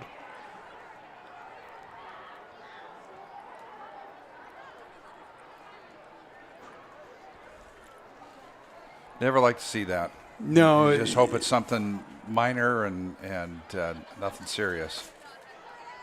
So we have the classes of 1980 and 1984 in attendance here for tonight. So adding to our crowd, and we have a very good crowd, and they've been boisterous and loud and exactly what you want in a high school football game.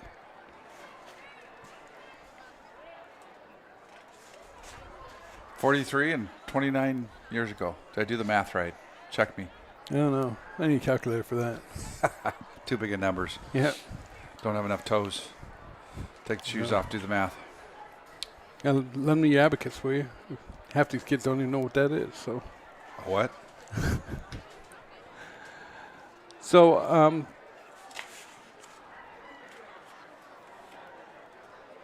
little bit of recap of the first half. South's got a defensive touchdown, and then also got a good return, a couple good returns starting on the Bellarmine 2-on-1 drive, on a 95-yard return by Bowden Harvey, and then also starting on their own on the other team's 20. That's number 50 for Bellarmine that was shaken up, and he's on his feet and moving off the field. OJ Pulu. He's a big fella. He's only a sophomore. He's 228. So it looks like he's walking off all right, which is great to see. Again, these are all student athletes. They're all here because they enjoy the sport and practice hard and play hard. So hopefully he can get back in too. So back to kick for South Kitsap is number 13, Kieran nice Snyder. High punt. Going to keep going. Going to take a South Kitsap roll. Excellent. Oh, they let go in the end zone. Oh, tough break. Is that because he? Well, maybe not. Was that because he was in the end zone? No, in high school it is the ball. So, they're going to bring it out to the 20. That's were tough break, but a good break for Bellarmine. So one of those things where take what you got. They had it at the 4-3 and just waited a little bit too long to try to get it. It was a great punt. Aren't they supposed to go into the end zone if they can, into the end zone and come back out so that they're it doesn't do what that did, drag it in. if you can. Good effort, though. Excellent punt. Excellent punt by the Wolves. So Bellarmine starts with a run up the right side for 2 yards. And that's Gabe Gomez again. He's active. So they'll bring up 2nd down 8. You know, it's nice to see is that number 33, Josiah Oswega, is back out there. He was the one that was down on the field for a while in the first half, but he's out there playing again, so that's good. I'm guessing, you know, if it was a knee, ankle, potential concussion, he would not be out there. So. No, like I said, probably a cramp, but best news of the night. So quarterbacks, ooh. Almost picked off. Almost picked off. It's incomplete. Number 23. Brody Mailing had a chance for a pick, but he would have been gone. Yep. He picks that. There's nobody in between him and the goal line. So excellent defense on that play. Brings up 3rd and 8 from the 22. So I hope, of course, important defensive opportunity here for the Wolves. So Bellarmine is under center. And he's going to go back and pass, and he's got man open in the. Oh my goodness! Did he catch that? He Wow. caught that ball. He was two well defenders. covered, and somehow came down with that ball. So it was a nice throw. I mean, goodness gracious. So that brings the ball down all the way down to the South Kitsap 41-yard line. You know, on that play, that's what my 2-year-old grandson would say, fiddly sticks. I don't know who taught him that. And there we are, folks. Say hi to you all. That's a 37-yard gain, and just, again, a great play by the receiver. Well defended, and somehow the ball got between the defenders and the receiver caught it. So it's a little screen here, number 9. Going to pick up about 9 yards. So that's Andrew Johnson from Bellarmine. You know, I think they did it last game too. They took a quick shot of us and whatnot. But I always say we have a face for radio, but I know we're on TV, but we're really usually not on. It's probably just as well that you don't. You're going to lose some viewers if you show us very much. Behind the scenes. Yeah. So it brings up 2nd and 1 for the Bellarmine Lions at the South Kitsap 33-yard line. They bring up 3 receivers off to the right-hand side, single back, and a tight end on the left. And it's going to be a handoff to the left-hand side. And South Kitsap is there. And it's going to be real close. Looks like they're going to get up for a 1st down at the 30-yard line. So when the ball goes down this far down that north end of the field, this is where I have to hang on to Phil's ankles and dig him out the window so he can see the play. I've only dropped him a couple of times. But the blood does rush to my head a little bit. It explains a lot. But so we have 1st and 10 at the 30-yard line. It's going to be pass play, slant. And it's a reception. You know, these passes are close to being tipped, close to being picked. But they're good passes. They're getting down. He's getting them through and getting them down to his receivers. And the receivers are open. Nice little play. So, you know, Jordan Lee on the tackle. He's all over that field, isn't he? Yep. So it's going to bring up 1st and 10 from inside the 20, about the 19 and a half. Again, 3 receivers to the right, 1 in tight to the left. It's a pass off the slip screen to the right. And it's going to go for 8 yards. So Bellarmine is marching down the field. And, you know, this is the thing we've seen, Brian. We haven't really seen any big plays on offense. It's been mostly, you know, we did have that 37-yard pass. That was a good play. But most of it's been marching down the field. Yeah, picking up 6, 7, 8 yards a play. And that's the way you do it. Ball control. It's been that way for both teams. Yeah, and keeping the defense on their heels a little bit. Yep. So it's going to bring up 2nd and 4 from, looks like about the 12. Going to be a run. They'll get the 1st down inside the 5-yard line. That's again number 11, Gabe Gomez from Bellarmine. Brought it down to about the 3-yard line, I think, if I'm looking at that right. So 1st and goal for Bellarmine inside the 5.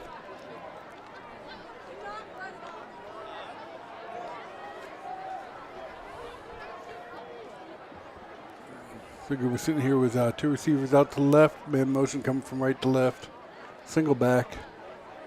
It's going to be another run play to the left, and he's in for a touchdown. I believe, again, that's number 11, Gabe Gomez, in for the score for Bellarmine. So that's at 5:55 left in the third quarter. So the score right now is Bellarmine 27, South Kitsap 21, pending the extra point.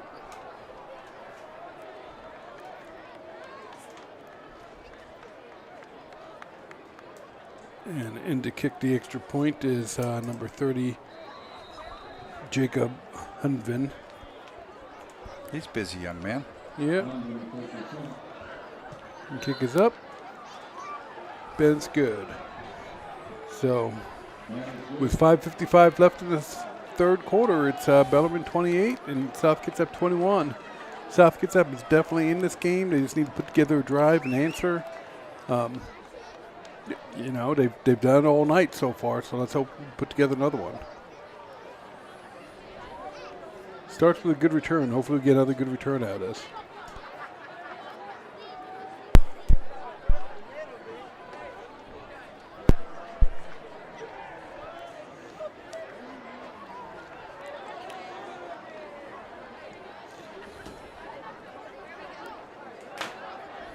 So teams lining up. I was going to say on the wrong ends of the field, I think, but knew that they just need a little jog to warm up. Yeah, okay. I'm sure that's why they did that. That's kind of embarrassing. But you do see it at all levels on occasion. Oh, yeah.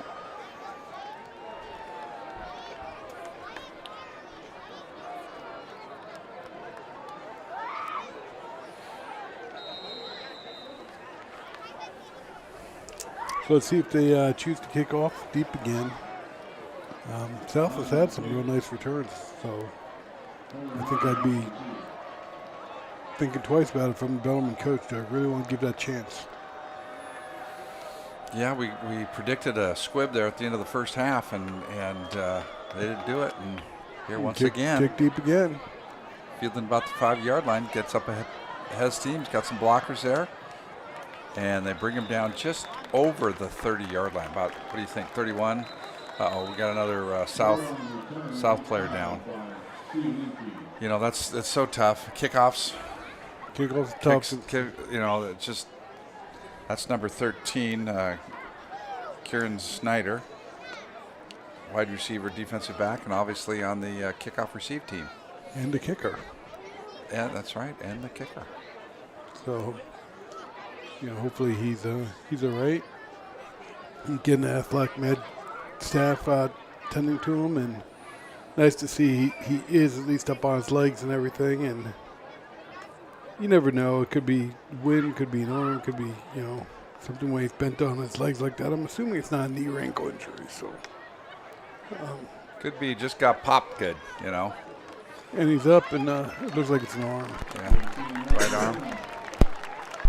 So let's take a look at him, and hopefully it turns out to be nothing for him.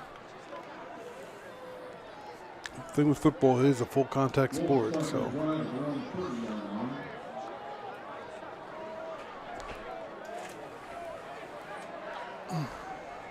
South starting pretty much just over their 30, first and 10. I'd call it 30, first and 10. Two receivers to the left, looks like a handoff, cup to middle. There was a hole there, but boom, it was closed by the Lions. You know, my thing is, at some point you should try something different on first down. You know, seen that handoff up the middle a bunch here, and I think if you went play action on that, you might have an open receiver.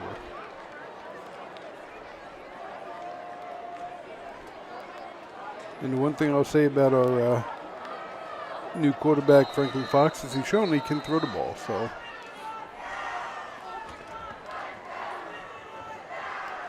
We have stoppage of play.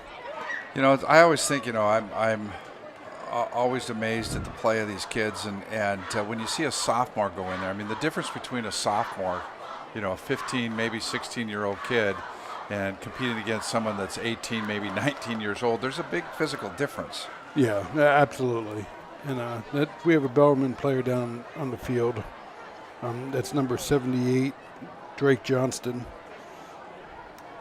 So hopefully he's walking off slowly, but he's walking off on his own power. So, it's been warmer today, obviously.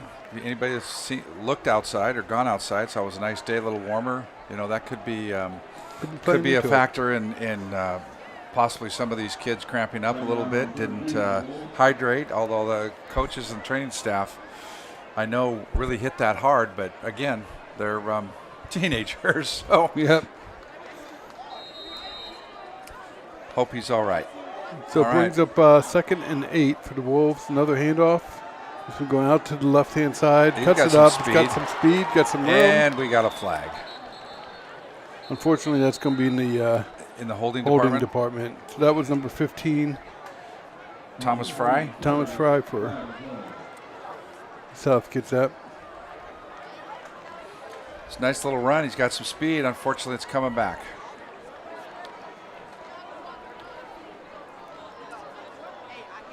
So holding against South Kitsap. So that's 10 yards from the spot. So that's going to move him back to the 25-yard line. And that'll bring up 2nd and 15. So it's downfield a little bit when they threw the flag. That's another thing that drives coaches crazy. You get a great play like that. Of course, then again, you can make the argument of saying, was it because of the hold? Right. So South lines up. They got 3 receivers off on the right-hand side, 1 to the left, and a single back formation pistol. And snap comes back. It's going to be a pass play. Going deep. And it's incomplete. Ball was long enough, but not quite there. A little bit too much to the center of the field. And number 7, Braden Scoville, I think kind of felt like he might have been grabbed a little bit, but he's been a good sport, bringing the ball back to the ref, and back into the huddle he goes. Yeah, the crowd certainly thought he. We have a flag here coming out. It's going to be on the sideline, whatever it is. Probably one of the coaches not feeling so good about that lack of penalty on the could be previous play, but we don't know that. We're guessing. So the crowd definitely did not like the play. Up there, waving the flag off. Well, good. So good. We were wrong, and that's good. No, I'm not sure. I mean, he's sitting there. He threw it like 10 yards. It didn't fall out of his pocket, so. No, it did not. But he said, never mind. Yeah. So, again, we're going to start with 3rd and 15. South Kitsap, they have 2 receivers on both sides. Need a big play here. Pass play going back. He's got some time to throw. Chased out of the pocket. Nice Beautiful catch. Oh, my goodness. Can we get a number on that? That's number 3. Noah Porter. Noah, that was outstanding. You want to play at the next level, you make sure that plays on your film you send to coaches and teams. Yep. In schools. That was a beautiful catch. Excellent Not catch. a bad throw, a little overthrown, but he goes up and gets that ball. Look at that. Nice capture of replay there. Everybody down there, all the kids and all. And nice throw too. First down, 1st and 10, about 49.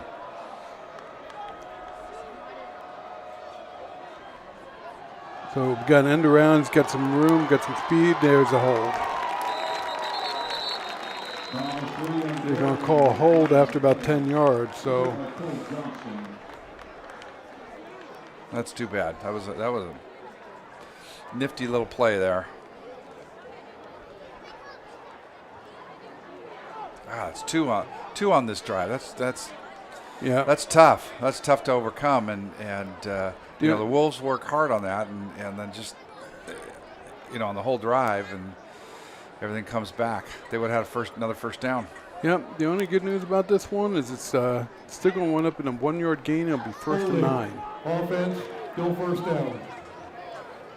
So the ball will be placed at the 50. 1st and 9 for the Wolves.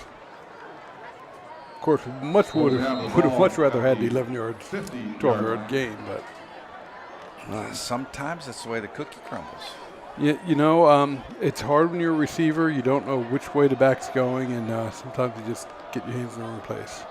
So two receivers to the right. Another pass play. The quarterback's going to start running. He should just take off. He does. Good job. And he lays out the Bellarmine defender. So he delivered the hit. He you did. Don't usually see the offensive player do that. So. And that was number 11, Gabe Gomez, taking the hit from Franklin Fox there. And Franklin picks up about 5 yards, so it makes it 2nd and 4. You know, something I've noticed is Franklin continues to play through this game. I can just, from this vantage point, seeing his confidence level. Yeah, and they're letting him throw some, and he's doing a great job, really. Yeah, looking good. And then you go, oh, yeah, he's a sophomore.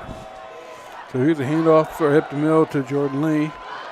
He's going to be close. He's going to be a little short of the first down, but he's going to be close. It's going to be 3rd and 1, maybe 2 at the most. You know, 1 at the most. If you look at the far official, he's got the first down. Oh. His forward motion. Yeah, I'd say that's not just 1 and 2. It's first down. There you go. So 1st and 10 at the 41. And again, this is exactly what South Kitsap need to do. Just answer. Put together a drive. They've had some mistakes, but they've overcome them. 2 receivers to the left, 2 to the right, pistol formation, single back. And it's a handoff inside, right up the middle. He keeps chugging. He keeps chugging along. I love seeing that out of a football player. He's got that football in his hands, and those legs just keep pumping. Hard to do when you got big guys jumping on you, trying to pull you down. So that is a pickup of 6 yards, so that's going to bring up 2nd and 4. Got just over 3 minutes to go in this quarter. It's going by quick, Phil. Yeah, it's a great drive going. This is South Kitsap football. Let's drive it out. So again, another hand up right up the middle, and he's going to get in the first down. So he's going to gain about 5 yards and bring the ball to about the 29-yard line. This is the way you compete and win football games. Yep. You just grind it out. Grind it out. Although I do like to throw in a special play every once in a while. So timeout Bellarmine. Not sure if the coaches aren't seeing something they don't like or fine tuning. But they don't want South any closer to the end zone than they are now. Both teams came out ready to go here in the second half and are playing some good ball.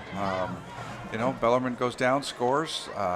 South Kitsap, despite a couple of holding penalties, are driving, move the ball down. What did they start out? They started out about 29, I think, something like that. Something like that, yeah. So. No, it's again, it's been a great, fun game to watch. Not a lot of big plays.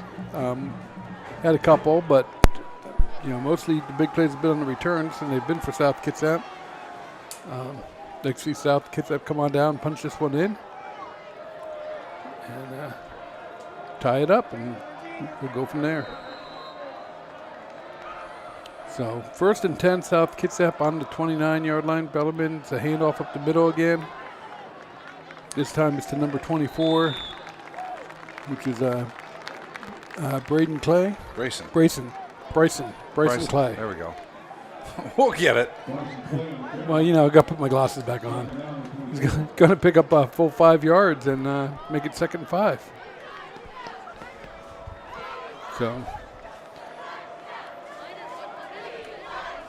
So 2 receivers on the right, tight end and receiver on the left. Tight end's coming in motion, so another run up the middle. So basically, picks up 4 yards, makes it 3rd, and they're call it 3 yards, so 3rd and 2. So at the 21-yard line. A lot of just handoff right up the middle. Good old-fashioned South Kitsap football. Yeah, they bringing that. It's working.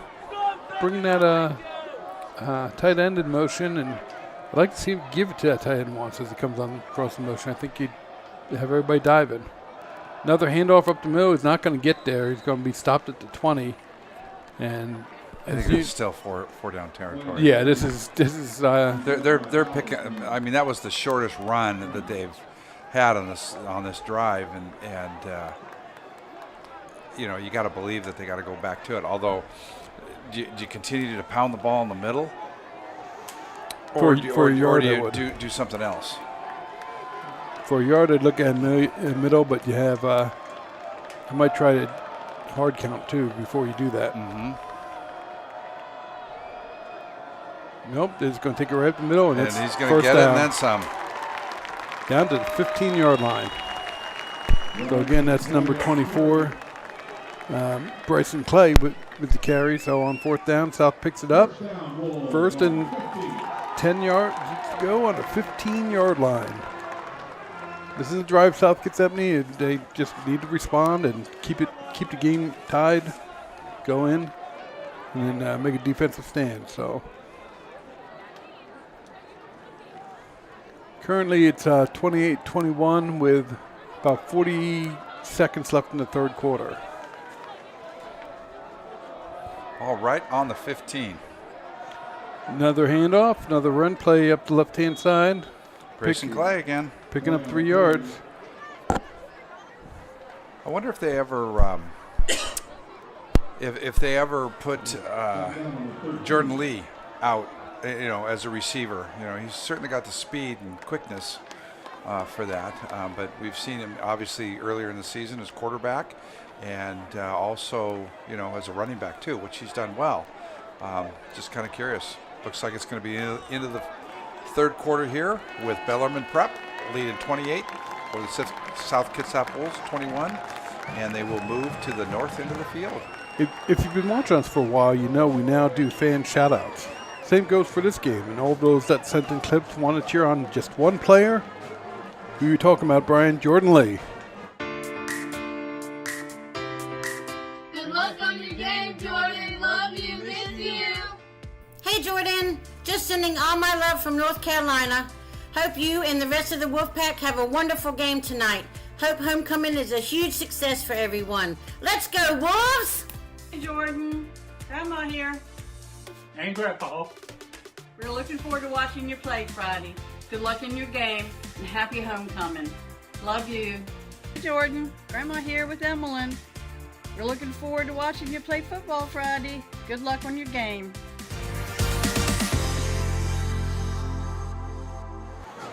So that was great. That was great. Good job, Jordan Lee's family. So it does not have to be limited to Jordan. So anybody who wants to send something in, go ahead and. You want to know how to do it? Talk to them. Talk to Jordan's family, because they did it last year too. I remember, but it's cool. The kids will love it. So I'm going to challenge. Here's the South Kitsap Broadcast Challenge. More of those families, send those in. Contact the video production crew. Yep. So it's going to be 2nd and 8 from the 13-yard line. And it's another run. It's Jordan Lee going up the middle. He's going to pick up about 2 yards. So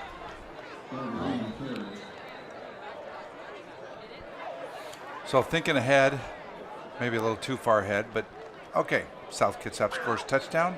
Still kick one. Go for 2. Still kick one. Yeah. I think you're right, but just that rebelliousness in me and saying, okay, let's go for 2. If they were chalking up 4 or 5 yards to carry, yeah, but they're not. They're not. They are sometimes, but not consistently. 3rd and a long 6 or a short 7. South has 2 receivers on the right plus the tight end. Single receiver to the left. They're going to hand it off, which means they're going for a 4th down if they have to, but they don't have to because they got it down to the 2-yard line. Looks like actually the 1-yard line, where South will be 1st and goal. So an excellent run by Jordan Lee. Must be those shout-outs. So Wolves had 1st and goal at the 1.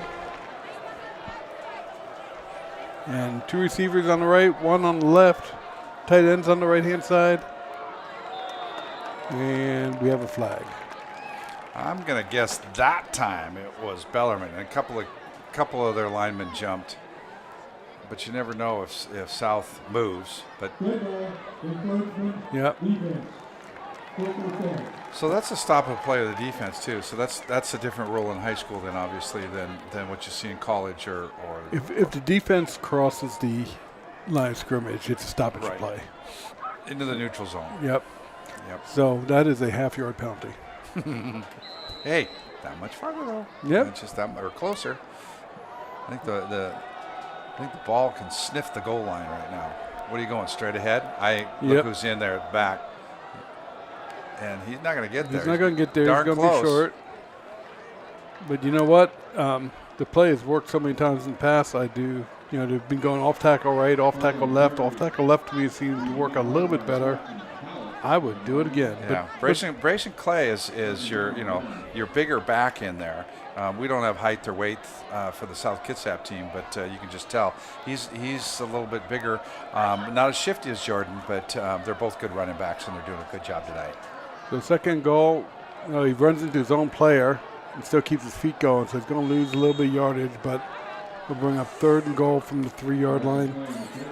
And is now the time you hand off to that tight end coming across in motion? Yeah, maybe.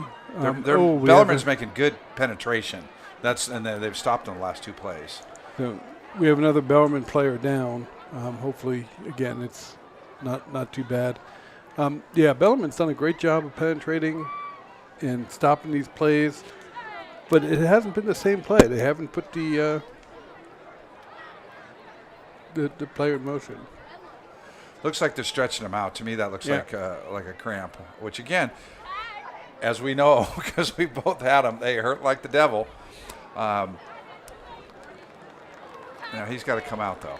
Yeah, he doesn't want to come out, but he. So that's number 50 again. So I think he's been fighting cramps this whole second half. And honestly, I think he was the one who was getting the penetration, Brian. So I'm not so sure I wouldn't just go off tackle left here, following your tight end, and see what happens. Get some fluid in you, young man. If not, you could bounce it out. Okay, it's on the right hash mark. Ball snap. We're going receiver. He's wide open. Oh, he overthrows him. Tough play. Good design. I like the little bit of change there. Yep. No, it was a good job. I think if he hadn't been quite as open, that was Josiah Asuega. I think he would have been better pass. But sometimes when they're so open. Little bit of newness there. Uniqueness to, adrenaline's going, and Franklin's playing a good game out there. So, we'll give him a pass on that one. Well, we'd like to see a pass, but. Well, yeah. So, again, you have a wide side of the field here on left-hand side. And they're going, no.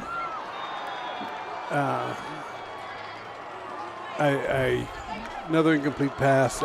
Too bad. That's too bad. The missed opportunity there by the Wolves, but they've got them deep down. In the because what's the ball on the 3-yard line? Yeah, ball's on 3, and South was able to hold them last time. So let's hope they can do it again. Yeah.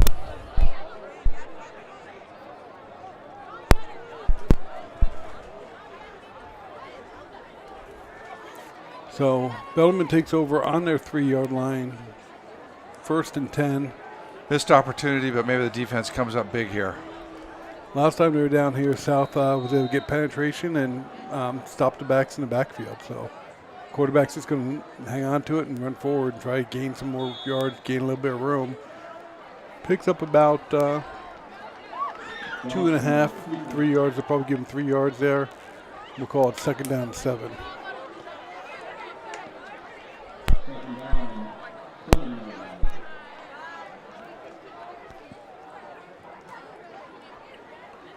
No, 2nd and 6. Looks like they gave him 4 yards. Again, just in the field, it's hard for us to see. But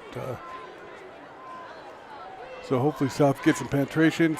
Make stop here. There you go. He gets hit.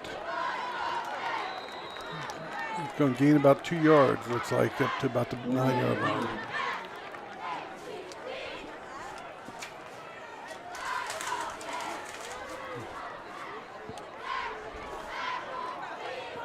So here's a big play. I mean, it's 3rd and 4.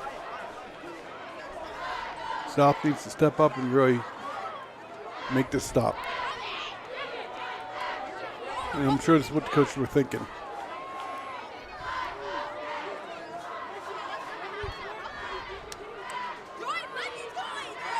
So it's a run off the right. He's not going to get there. Nice team. They read that one. Yep. They read that one. Barely And guess get back who? to the line. Number 2, Jordan Lee. Line of scrimmage, and that's it. So it's going to bring up a punting situation, which is probably why the coaches went for that on 4th down. And Oh, absolutely. Went for that pass play. So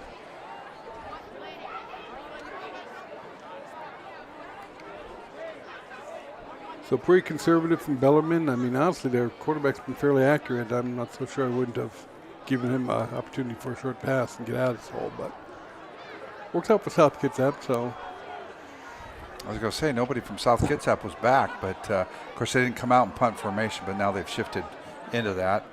Yeah. It's again Decent kind of punch, but fielded about the 43-yard line. He's up the On right the run. sideline, and there we go with that yellow there's a hanky flag. again, which usually indicates a hold or illegal block. Yeah, so that's going to be at the 32-yard line. So nice run back by Nicholas Shockey.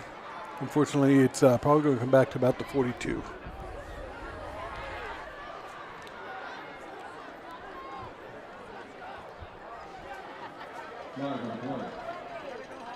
And they moved back another yard. So I'm like, not helping us, guys. Well, still it'll be first down. A short field for the Wolves. They'll take over. Looks like about the 43-yard line. Put together. They had a nice drive. They got stalled there and didn't convert to the end zone. But I think they have another golden opportunity here with less than half the field to go. Yep, and about half the quarter left, so they have a chance here. Nice handoff, nice blocking. Nice run by number 24, Bryson Clay. He's going to gain about 11 yards, bring it up to the 32-yard line. So that's a first down for the Wolves. Good play. Nicely blocked. And we didn't get a holding call, so that's kind of new when we've had a bunch of them on every outside play. So here we go up the middle. Bryson again going straight up the middle, driving those legs. Wasn't going to get anything, but again, pumping the legs, and he picks up a couple. 3. Yeah.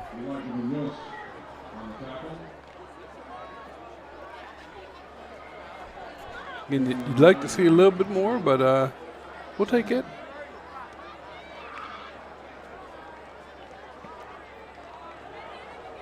So ball's at the inside the 30, not quite to 29. It's going to be 2nd and 7. High snap, handoff inside again. Similar play, bring down to 26-yard line. We're going to bring up 3rd and a long 3.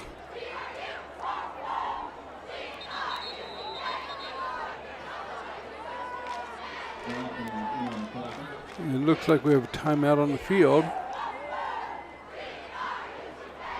So, unfortunately, it looks like we have another injury on the field. So,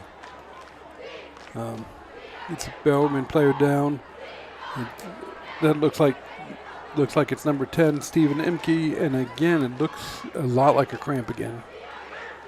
So hopefully that's all it is for him. Getting on up. And walking off under his own power. So that's good to see.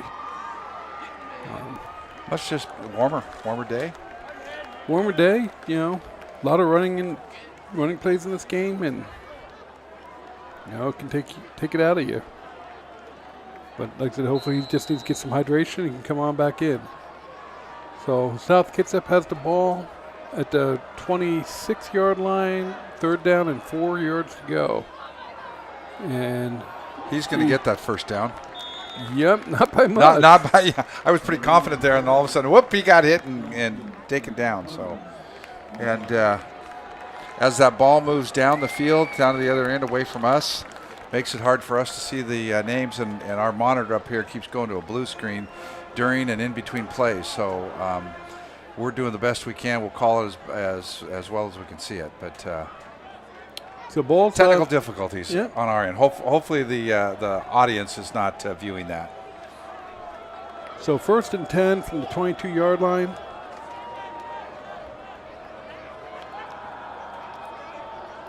Man motion coming through, handoff up the middle. South found something they like, picking up about 4 yards. And, you know, my thing as a coach was always, if I get 4 yards on first down, I'm happy. 3 yards is kind of a win for defense. How about 15? Are you happy with that? A little bit happier than the 4, yeah. So, yeah. But well, they're putting on a nice drive here. Let's hope that they can convert here and tie this ball game up. Yep. 2nd down and about 7. Short 7, long 6.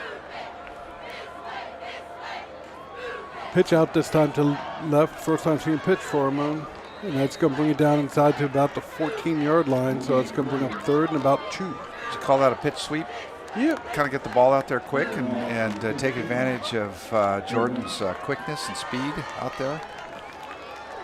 So, and again, that's why you move him out of quarterback slot. Yep. You know, be able to give him the ball quickly in some space where he can do something. So 3rd and 2, ball's inside the 15, about the 14-yard line. Need about 2 to pick up that first down. 2 receivers to the left, receiver and tight end to your right. Motion coming through, and they're going to give it to the motion guy, and he's taking it in. He's got the first down. And then some. And he's down to about the 7-yard line. He did not want to go down, did he? Nope. He got there was a lot of fight there, number 15, Thomas Fry. So Tom's got to the sideline, and he was like, yeah, I'm not going out of bounds. He's not the biggest guy in the world, but let me tell you, he moves, and wow. You know, he's a lot of fight in that smaller frame. Yep. So 1st and goal. Looks like they put the ball at the 8. I thought it was a little bit closer, but still 1st and goal. This is a run play up the middle. Unfortunately, Bellarmine has this, the end on this side has this very well read. As soon as the tight end goes in motion, he crashes. So if you did that and then flipped it out, Jordan there'd be nobody there.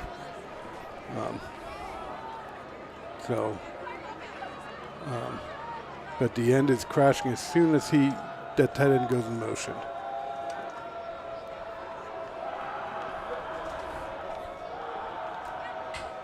So here we go again. It's going to be quarterbacks get the ball. Touchdown, South Kitsap. And good to see him back in the game, number 33, Josiah Suega. That's 2 scores for him, a defensive score and an offensive score. Yep. He's going to write that one down. Oh, yeah. He's going to tonight at home, he's going to be talking to a big brother Cypress saying, I got 2, how about you? Yeah. I think they both just want to win at this point. I think so too. I have no doubt that is probably darn proud of his younger sibling. Yep. So extra point coming. Snap, kicks up and good. Tie game. You got 3:27 left in the game. Score is 28-28. So good ball game, huh? Good ball game. Great drive by South Kitsap, doing what they do. I think I'm hoping these coaches up here saw what I did, which is, the end crashing, because I think that's a big play if you can get it outside. They can counter that. Yep. Yep. And and these kids do learn as they go through the game, but that's when you got to bring up a little twist and go, okay, if that's what you're going to do, we're going to come up with something a little bit different. So South Kitsap getting ready to kick off the ball, and good to see that Kieran Snyder is back in the game. So he got injured on the last on the return, the kickoff return, but he's back in the handling the kicking duties. So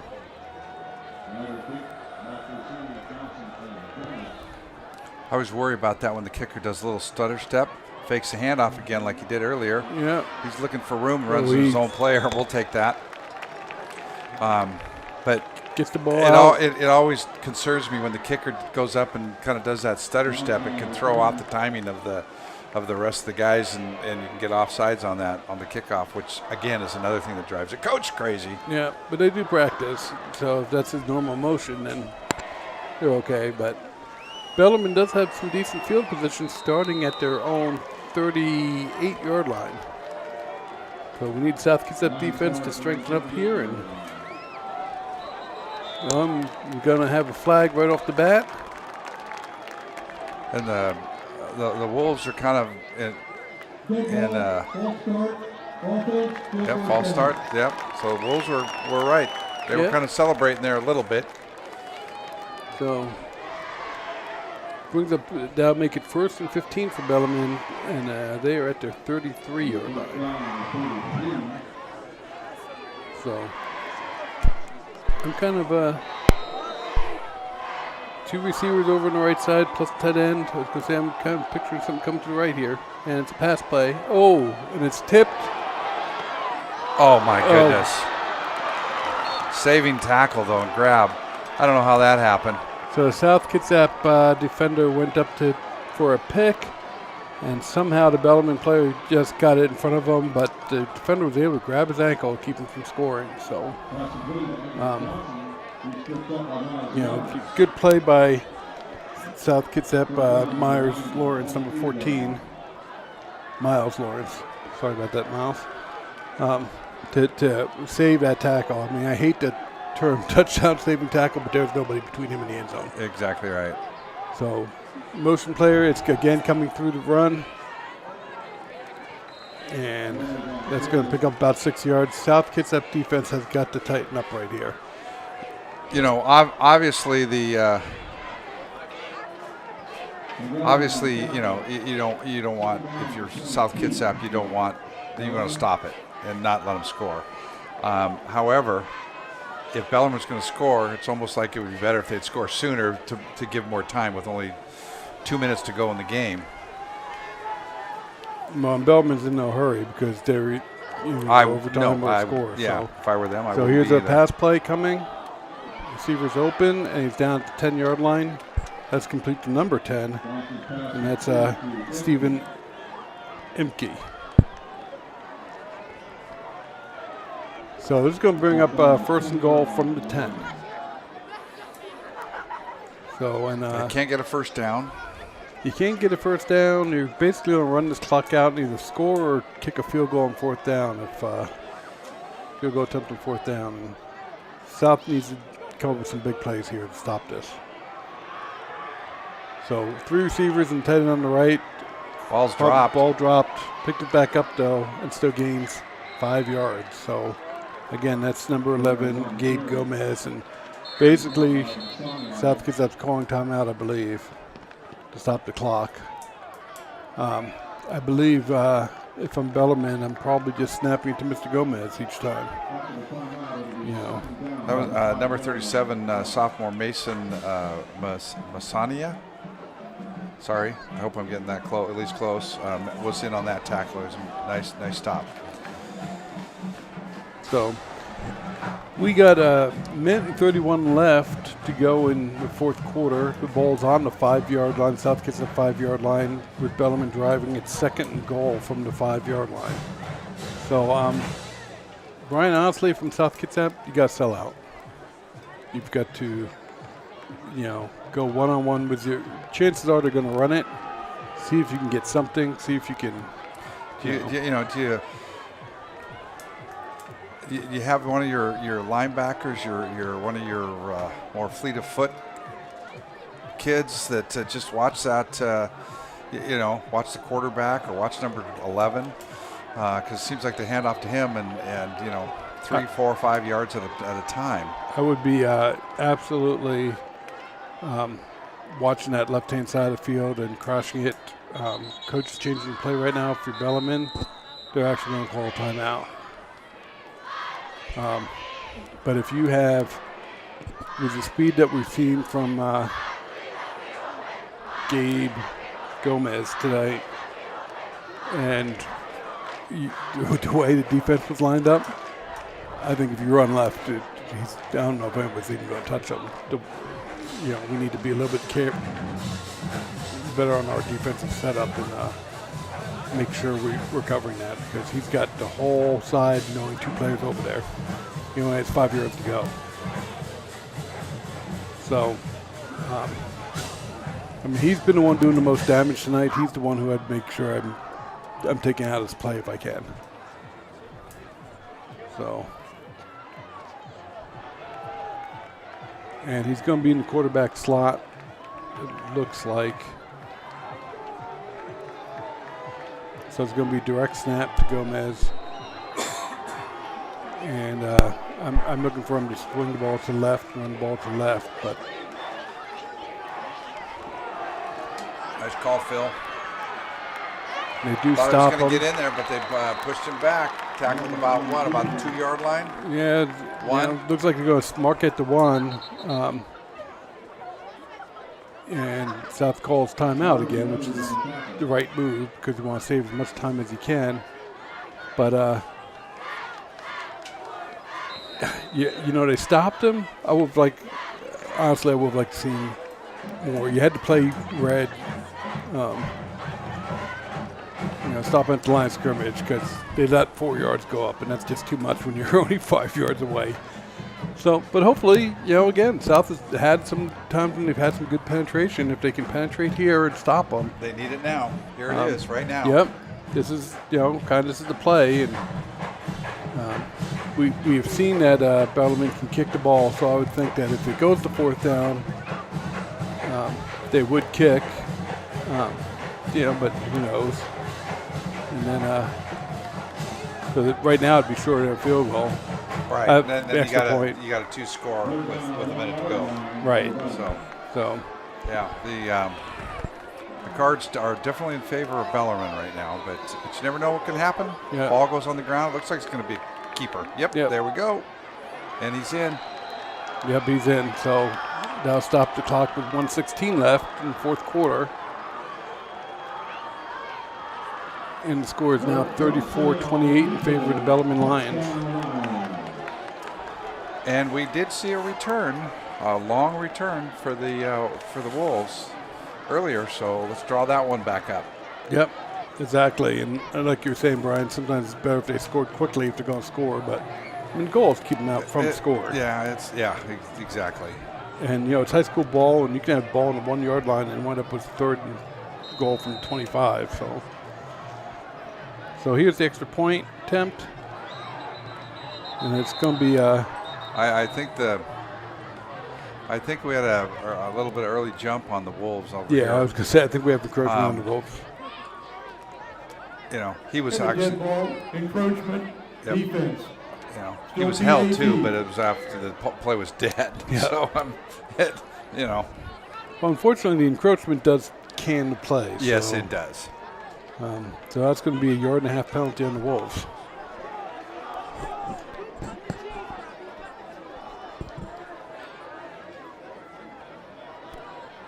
I'm not sure what they're waiting for here. Waiting for the lineman on the other linesman, the referee on the other side there.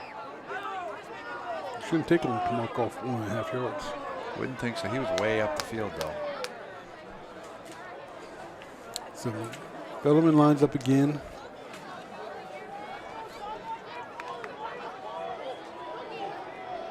Who knows? Maybe it's messed up the snap. A lot of noise by the fan section, student section down there. Super loud, super numerous. It is blocked. Blocked by number 2, Jordan. Oh, nope. It got through. Oh, it got through him. Wow. I lost the ball, obviously. It was kicked between the goalposts, the uprights. I think Jordan's wondering how he missed it, to be honest with you. He must have gone right by him. He did a great job of penetrating and getting on through. Yeah, should have had that. Thought he had it. So it's 35-28 with 1:16 left to go. Bellarmine will be kicking off to South Kitsap. South has had some very nice returns this game. So what do you think? They're going to kick it deep this time, or are they going to squib it? You know, as I would squib it personally because the Well, I only knew thing that's, you would do. The only thing that's killed them is these returns. But I don't know, Brian. I think they're going to kick it deep. Well, we're about ready to find out who we got in the back receiving. We got number 3, Noah Porter, and number 8, Bowden Harvey back deep for the Wolves.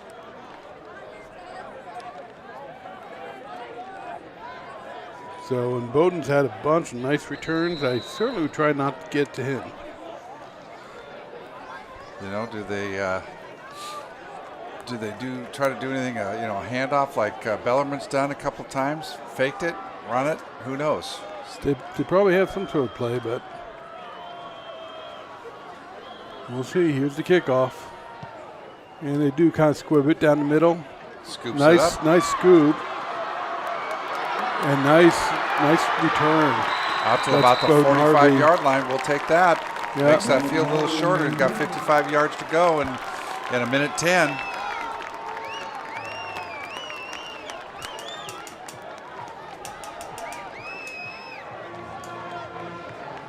So minute 10, 55 yards. New young quarterback. You know, give him a chance. He's looked good.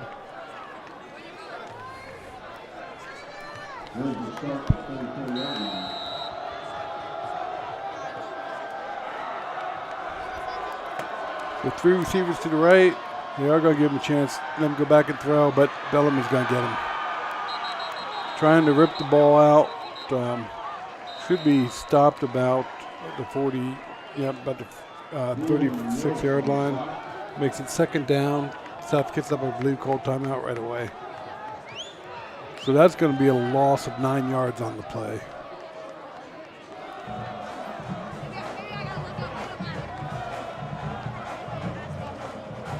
So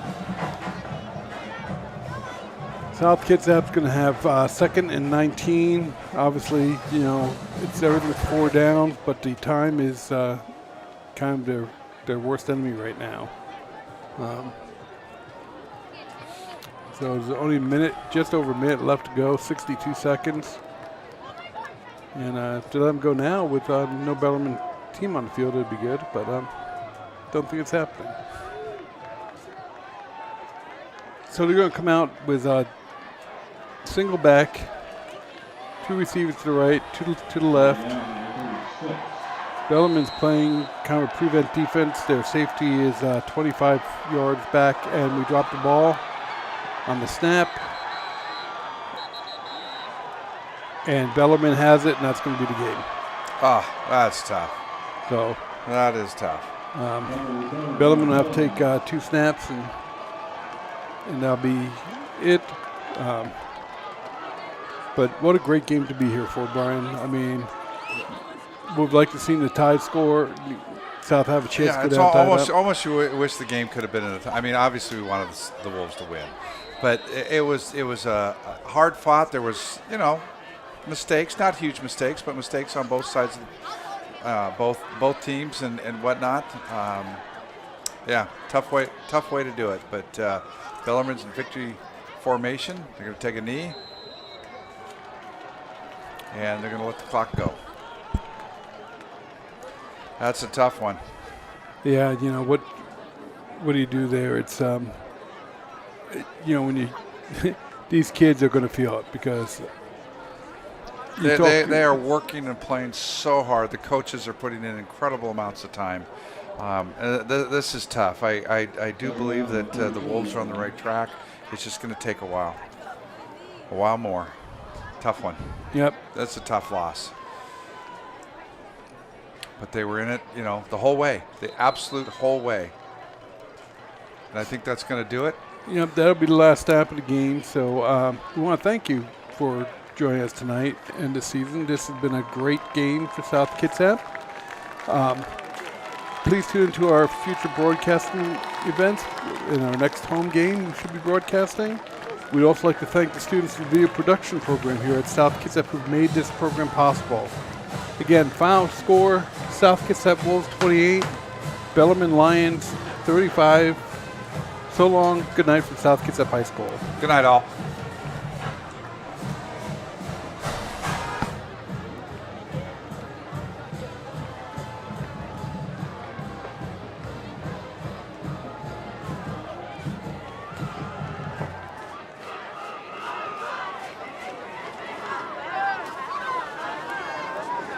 Ladies and gentlemen, thank you so much for coming out tonight, supporting these athletes and all of those who participated in tonight's event.